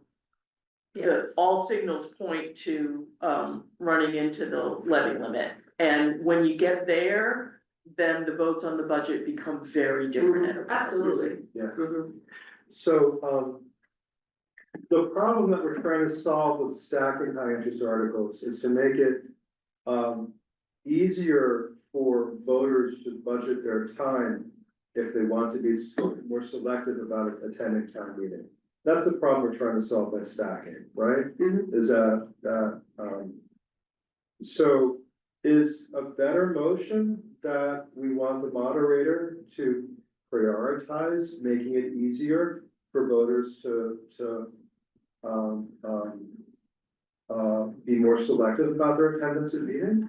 Is that a better motion than stacking high interest articles? Say that again, make it easier. for voters That to was the vote. idea, Yeah, was just a recommendation to the moderator to try to put high interest articles together, but you could change it from at the same meeting Mhm. to, you know, maximize attendance, whatever that is. So, it might be that the moderator has to decide, I can't have them all on one day. Mhm. I'll have the two school-related high-interest articles on one day and the other article on another day, that sort of thing.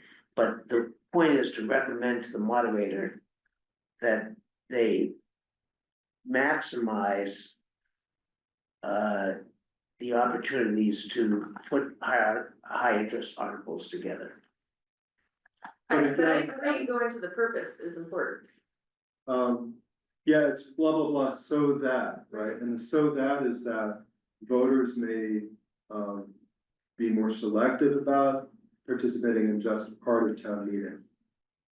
I wasn't gonna add that, But that's the goal, right? That's the goal, and following your thinking, I think, is that let's not talk about solutions, but to say, we want the moderator to make it easier for people where they can, where the moderator can, for people to be more selective about when they participate. but if, the point is not to make it so people can skip the other parts of town meeting. The point is just to steer the moderator toward maximizing grouping high interest articles.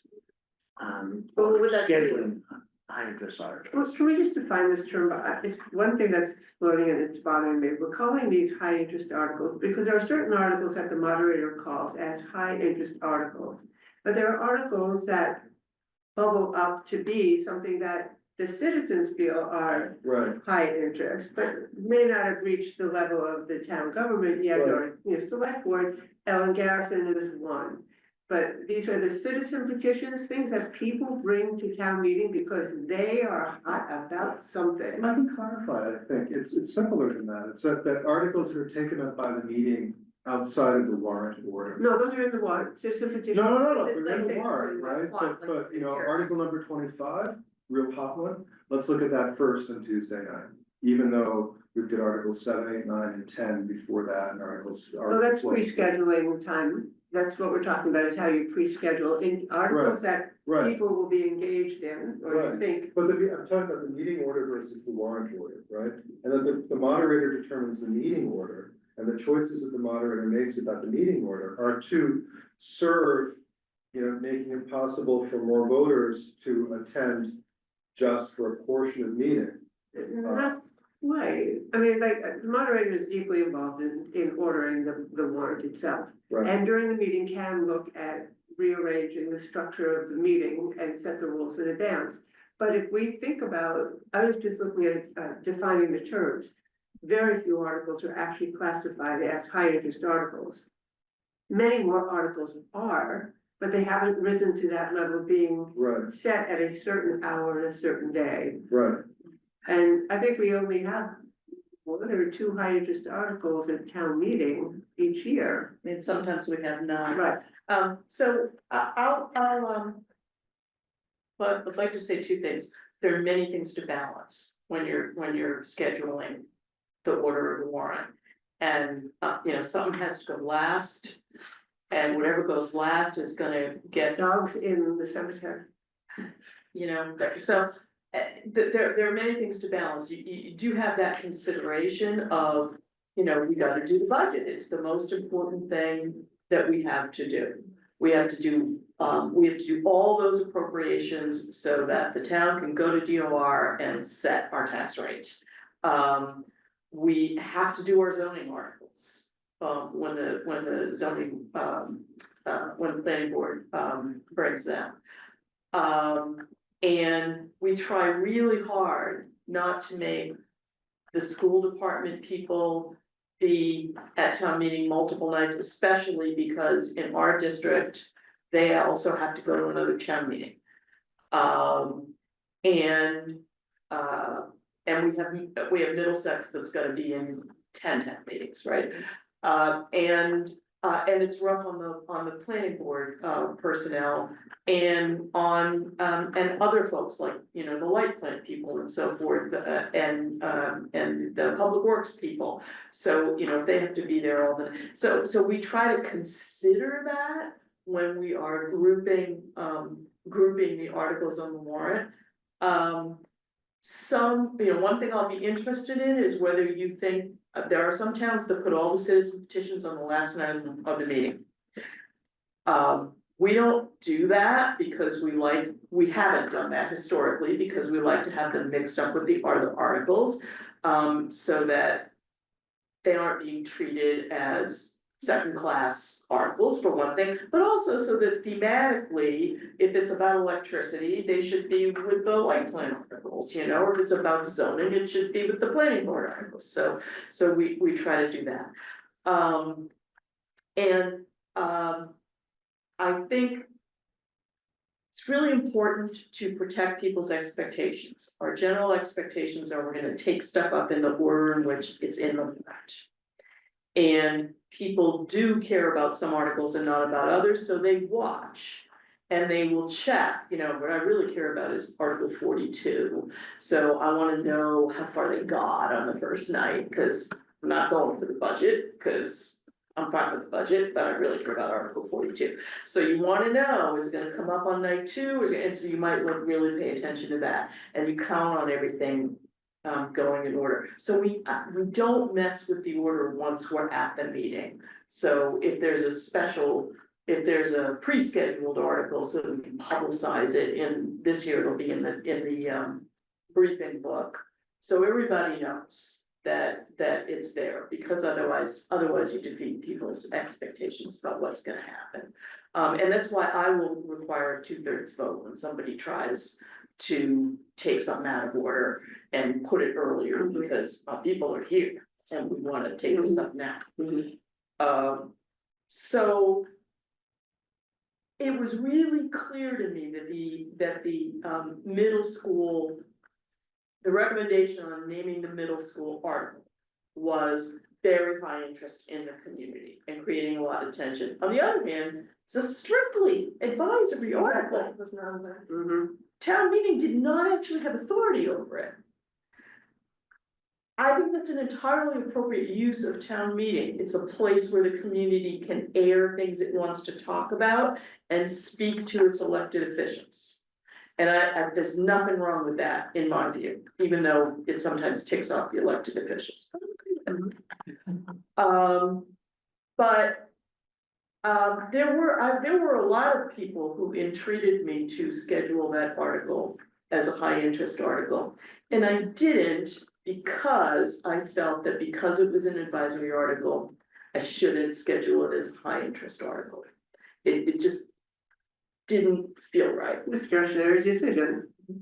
So, but I recognize reasonable minds could differ on that. So I'd be interested in whether this committee's definition of a high interest article should be high interest in terms of how much the community cares about it, irrespective, regardless of whether town meeting actually has authority over it, whether it's a proclamation, whether it's an appropriation or what. So let's come back to that as a separate motion. Yeah. It's a good question. So we have a motion from Phil, which I'll phrase as, we recommend to the moderator to stack highest interest articles in one session where practical. Sounds good. It sounds good, but in reality, there's only ever one high interest article in a town meeting. So that doesn't really buy. Well, So it does, so if we don't expand the conversation to, you know, what is a high interest article, there's oftentimes one or so, two or okay, none. It's up to the moderator to decide what's Right. high interest article. so. Could be an advisory article to name a school. But if we call it a high interest article, it's one thing. If you think about what might have a lot of public interest, maybe a citizen petition on clickers. So do we want to say recommend to the moderator stack highest engagement articles in one session of practical? Or do we want to sort of say stack highest interest articles in one session or practical, and then a separate motion to define what we think highest interest is. I don't think we wanna start defining high interest. Yeah, no, I don't think you need to, I'm interested in your informal feedback. And, So I wanna answer that, I wanna answer your Yeah. question, but I wanna deal with this motion. Yeah, absolutely. Yeah.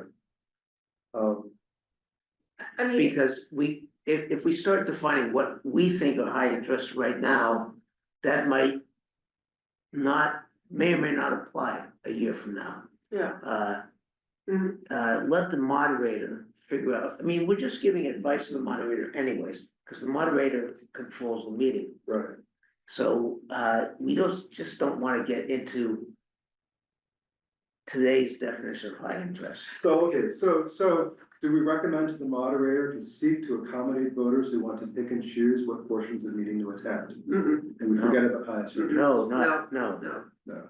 because then you would compel the moderator to go out and find people in the community at all ages and economic strata and locations would choose. But they're doing that already, right? I mean, you know, the moderator's doing that already, right? Where's the I think that energy? compels a further research to make that determination. I mean, I think that hamstrings. and just make a language suggestion that rather than saying stack highest interest, that you would say specially schedule. Highest interest articles in one session were practical, because that's just the Yeah. language that we use for what it is that the moderator. Yeah, it was jargon. But that's okay. Okay, so in order to make an informed vote on this, I would be curious to know kind of those guiding principles, right? Like one of which I heard was kind of respecting staff time and how many nights they must be present. I think that's important to include in some way. Maybe that's not the right way to say it. But, I mean, I think there's things that we should capture like that. Like this is But we're not saying she's already doing that. A moderator would ordinarily consult town staff to say Tuesday night will be our Where zoning. practical kind of encompasses that. yeah, I mean, I guess just because, you know, for people to kind of push back, they're like, well, we should have, you know, all these articles scheduled, so it's kind of like, well, these are the things that the town moderator is balancing. I guess that's what I'm hoping to capture also. In some way, shape or form, that like, it didn't even occur to us in the same way until we started kind of talking about this, so. I think that would be useful. It's good to put that in the executive summary, that we understand that scheduling and running town meeting is a balancing act between the interests of the public, the interests of town departments and administrators. Yes. And we are always seeking to find the adequate balance for the entire process to work. But the motion, if we include Carmen's edit, includes the words where practical. yeah, So that's where she can, Yeah. or Yeah. the moderator can balance the town staff. there's something on the screen there. It just, yeah, okay, yeah, so where we can, Again, it doesn't feel any different than what's already happening, so that's all I'm saying, is I it feel is, like yeah. it's- we're making recommendations, but this is That's validating, is that what it is? No, it is Okay. different because you are suggesting to schedule all the high interest articles together. Okay. And the notion that there would be more than one and you would schedule them together. Puts emphasis on doing more of that. So that like the consent calendar, it's kind of like do more of that, So, and this is do more of that. so this motion, for example, the moderator would say, okay. So we know the Ellen Garrison school recommendation name article is gonna be a high interest. Let's combine that with the other articles that involve the school committee or the school, staff. So that they can be there on that article, so that the school budget, all of them are there at the same time. And if there's two disparate things like Ellen Garrison name and the municipal budget, you try to figure that out, how to balance that, so you have them, all of the debates involve the same groups of people. So, That's the yeah, moderator's job. so Eric Van Loon's preference in talking with him was that, we have town budget night, we get school night. Anything, so Ellen Garrison would have been the school night along with the school budget and the amenities building, though it was withdrawn, but that one as well. So all the school stuff happens one night, but perhaps the high interest article out of those things, the highest interest ones would be, we would start the session with those. Well, I would hope the moderator would do that, but if it turns out that 3 high interest articles involve the schools, you put them all together. Yeah. Whatever. Could we see if Chase has anything else to say about this? Cause I do feel like this is an accommodation for families with younger kids, right? I mean, I feel like that's what's driving this, people saying, I don't have time to be there, I can't be away from my kids that long. And so I wanna know, if we do this, are we gonna see more people? Are we gonna see more families with young kids? And I know anything we do, we can evaluate, which is great, but I'm curious to know, like. Yeah. So what do you think, Chase? Well, let's turn the dads out. We're gonna need more clickers, you guys. It's gonna be overwhelming.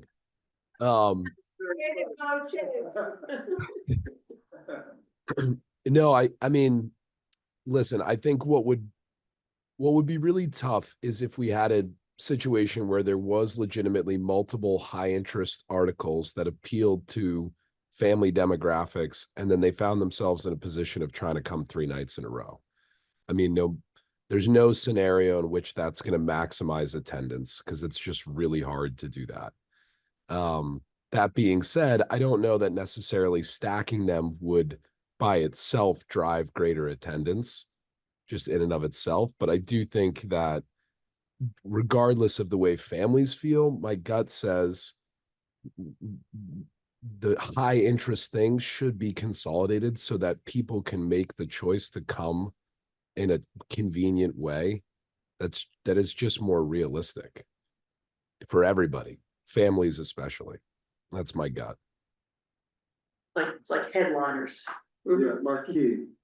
Yeah, but I hear your point that if the budget and those types of things are really what needs to be prioritized, then that should be on night 1 too. It shouldn't just be naming a middle school. It should be things that are genuinely important. And I do suspect a lot of people get surprised by the things that happen after they leave, because the issues that are so well publicized aren't necessarily, the meat and potatoes of running government. So I guess that's a solution there. Thank you, Chase. Shannon, I want to get your opinion on this. Do you have a view about this motion? Recommend to moderator, especially schedule highest interest articles in one session, more practical? No, I don't think I do. I think, our role is just following the moderator's guidance and making sure that we're prepared to get the materials and stuff for the high interest articles out. So Good, thank you. Carmen? I just wanted to follow up on Chase's point that sometimes the high interest articles, people don't actually know that they're high interest. So for example, the $50 million that we bonded for water work, water system work last year, or the new Stormwater Enterprise Fund that we're gonna see the fees for, they're gonna bring a budget this year, and that'll be a new bill that we get next year. And the select board and I made a point of making sure that those issues were on the first night of town meeting, because they are gonna impact people. So they're gonna end up being high interest, even though people didn't know that yet. And I can recall one other situation where when we had our you were on the panel, I think, for the light board, the big changes in the light board that we adopted, and we knew that those were gonna increase electric rates, but people were very kind of unaware of it. And the select board hadn't really thought about that and scheduled it to be like one of the last articles on the warrant, and then they asked me if I would please pre-schedule it as a high interest article, even though there was not a lot of enthusiasm for this article, not a lot of question about it. And I got a lot of questions about, what are you doing? So, yeah. So, I wanna But get, this doesn't preclude that. Right, correct, You, which is a Right. recommendation that you try to group the high interest articles on one night. And, you Where could you- still do, you know, even if there's an important article, you could still work that in. That's yeah, allows the moderator and the select board to do that. so we have a motion, I can, qualify the motion to say that there are two dimensions to highest interest.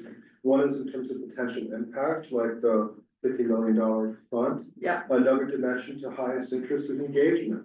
yeah. We don't need to do that. We just call it a high interest article. All right, so Carmen was looking for clarification on that. I don't think she was. Well, it doesn't need to be in your motion, but Okay. you can let me know whether you think it would have been appropriate to schedule the Ellen Garrison article as a high interest article. Oh, interesting. Oh, Good question. That's I your think that's what discretion. That is. All your right, discretion. okay, there you go, Phil. My discretion was no, so, yeah. Yeah. And it turned out to be- Keith, let me recognize you, please. Yeah, I guess I would want to say that I'm still stuck on the idea that the budget is high interest, and I think that when the select board determines the order in which the articles appear, the budget stuff is going to come up on night one. Yeah, and it should come up on night one, and I would not want to see the effect of this motion being to squeeze out budget articles from night one. So if, so I'm not sure how to vote on this motion. No, So I feel like we need to clarify highest interest then. I mean, you know, again, two dimensions in my view, right? One is impact, right? And the other one is engagement. Now that nobody, quote unquote, you know, except the Department of Public Works, I guess it's them, is interested in talking about wastewater, doesn't mean that it's not highest interest, because it's high impact. mhm.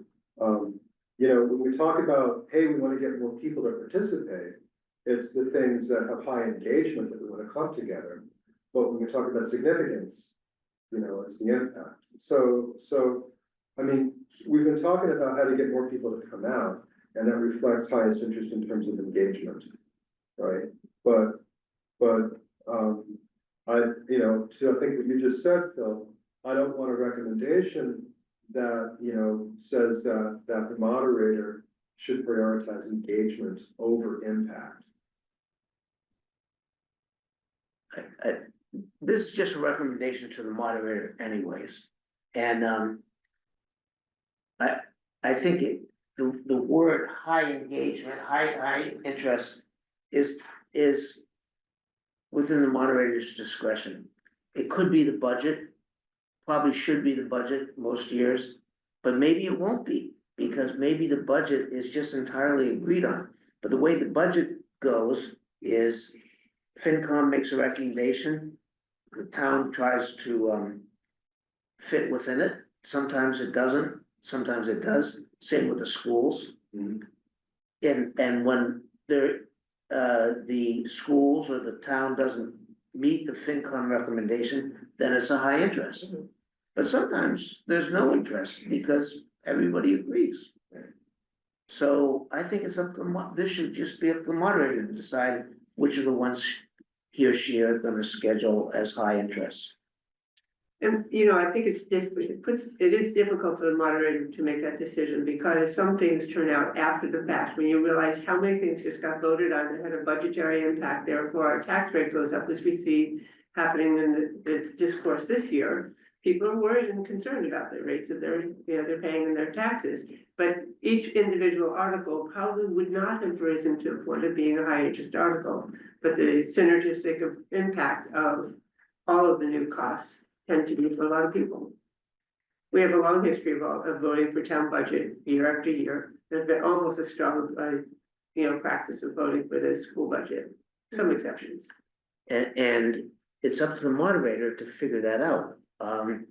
The reason why the taxes went up this year is not because of last year's decision, but 5 years ago, when we decided to build a Yeah. middle school.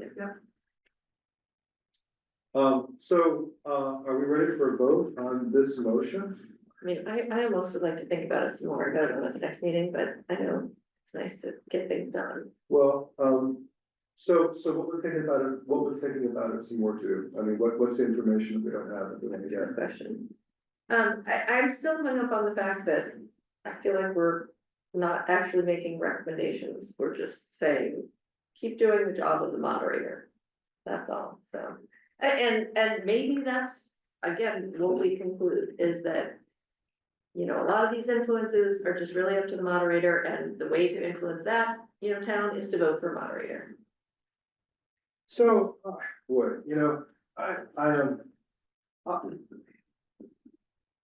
I'm just trying to make town meeting better, right? And, in some cases, that's preserving the status quo, because this is a pretty well-oiled machine, or whatever you want to, In other cases, I see opportunities to improve meeting.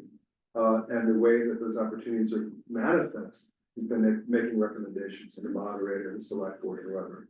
And, they do whatever they do, right? But, I don't want to feel like we can't make a suggestion if we think it's gonna improve meeting.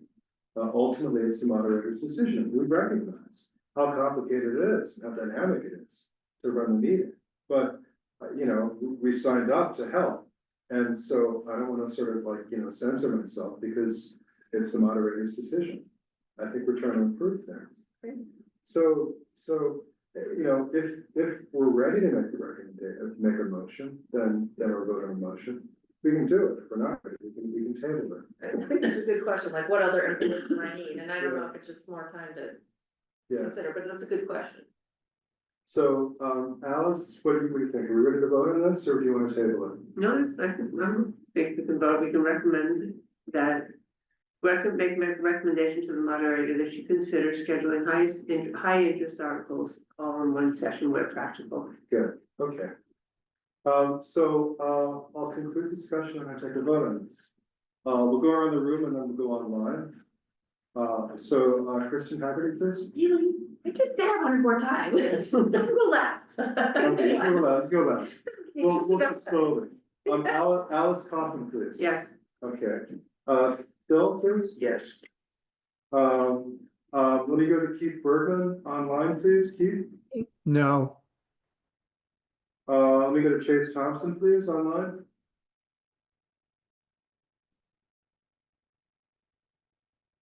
Chase, you're on mute.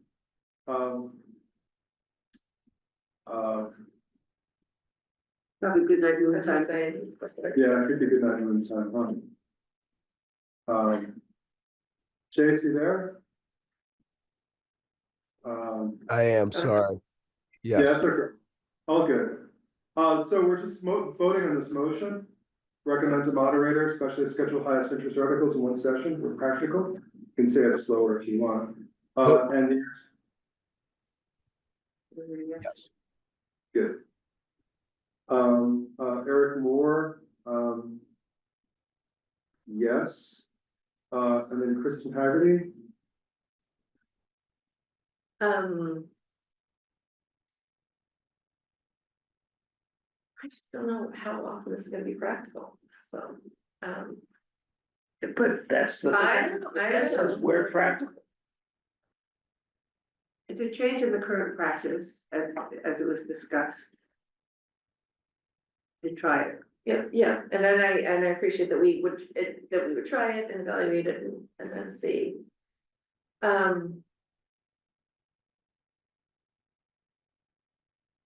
I think, I'm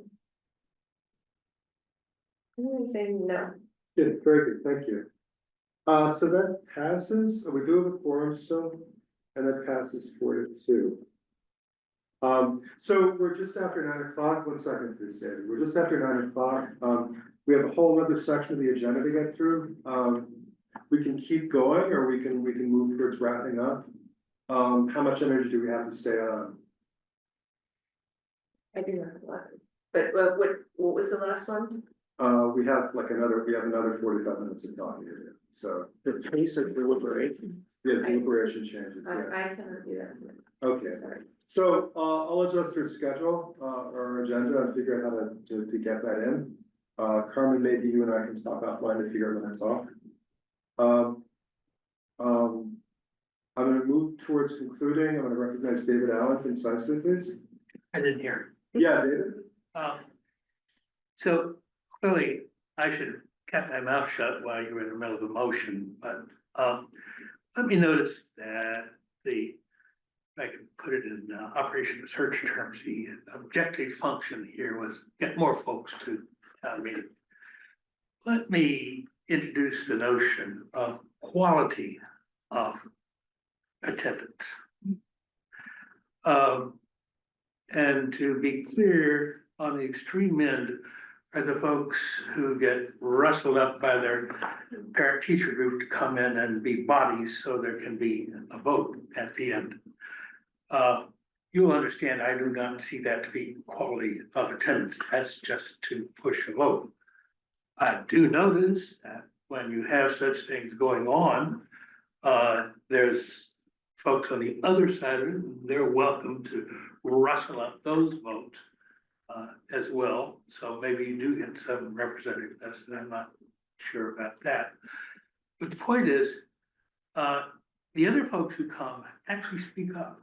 They have something to say about the issue. They deliberate, which, as you're very well aware, is my judgment about what is the meat and the heart of town meeting.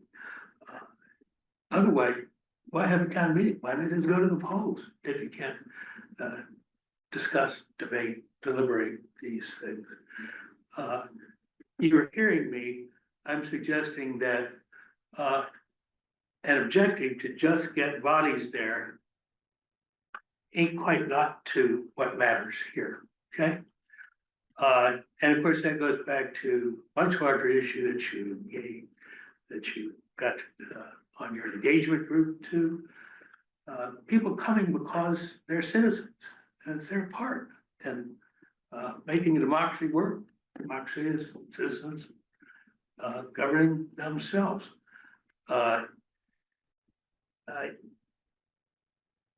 Let me leave that notion of quality of attendance out there for consideration. And just notice that the truth of the matter is, more people ain't the point. I made this point from the very beginning.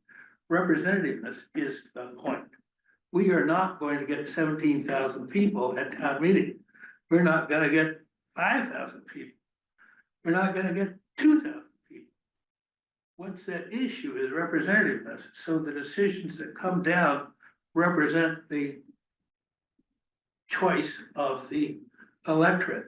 So if you have 300 folk there and Lexington town meeting with representatives limited to 200, and 205, I think it is, you've got an excellent first-class town meeting. And if numbers are not the point, then I suggest you really want to be focusing on quality of attendance, because otherwise, why have town meeting? Just go to the bloody ballot box and throw your shit in. Good, thank you. Now, finally, I understand, but guess what? I've sat here for 2 hours. I've been patiently listening. I do trust you will have the generosity to hear me out. After all, you were contemplating staying a bit longer here.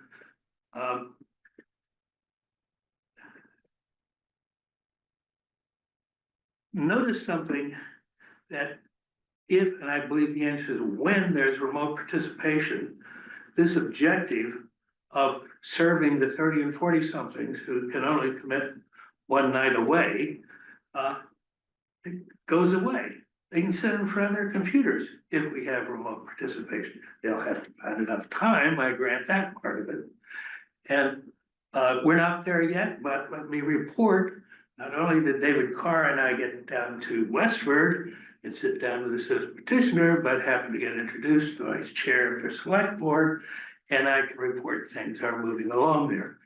But the very much bigger story is that there has now arisen a quite large statewide effort, which of course David and Carr and I are playing our little cogs in the wheel part in to get as many towns as we can getting a home rule petition in, and also, and this is both the Senate and the House, parallel legislation, statewide approval for remote participation. Will we succeed? I wouldn't make any bets, frankly, any more than I knew how to bet on the Super Bowl. But I can tell you, we are gangbusters, and there is now a very great deal going on. Thank you very much. Oh, and I owe, actually, the point I didn't get to make before.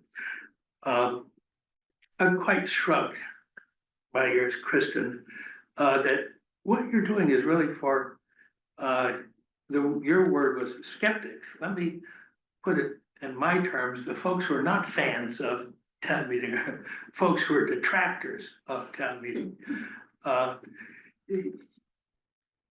You don't have to improve town meeting for the likes of me and a bunch of others who come to town meeting.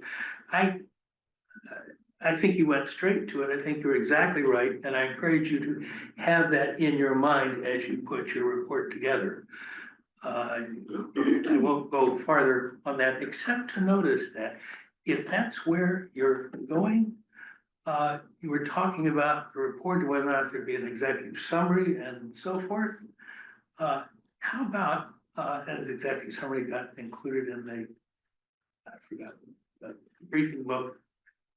If what you're doing here is for those folks who are negative on town meeting, how about an expanded executive summary? Don't call it executive summary, turn them off, they won't read it.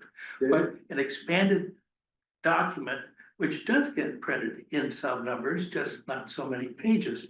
It does get widely distributed for those people. Thanks very much. Thank you. So the time is 9:12 p.m. I will declare the meeting closed, and that's it. Thank you. Thank you, everyone.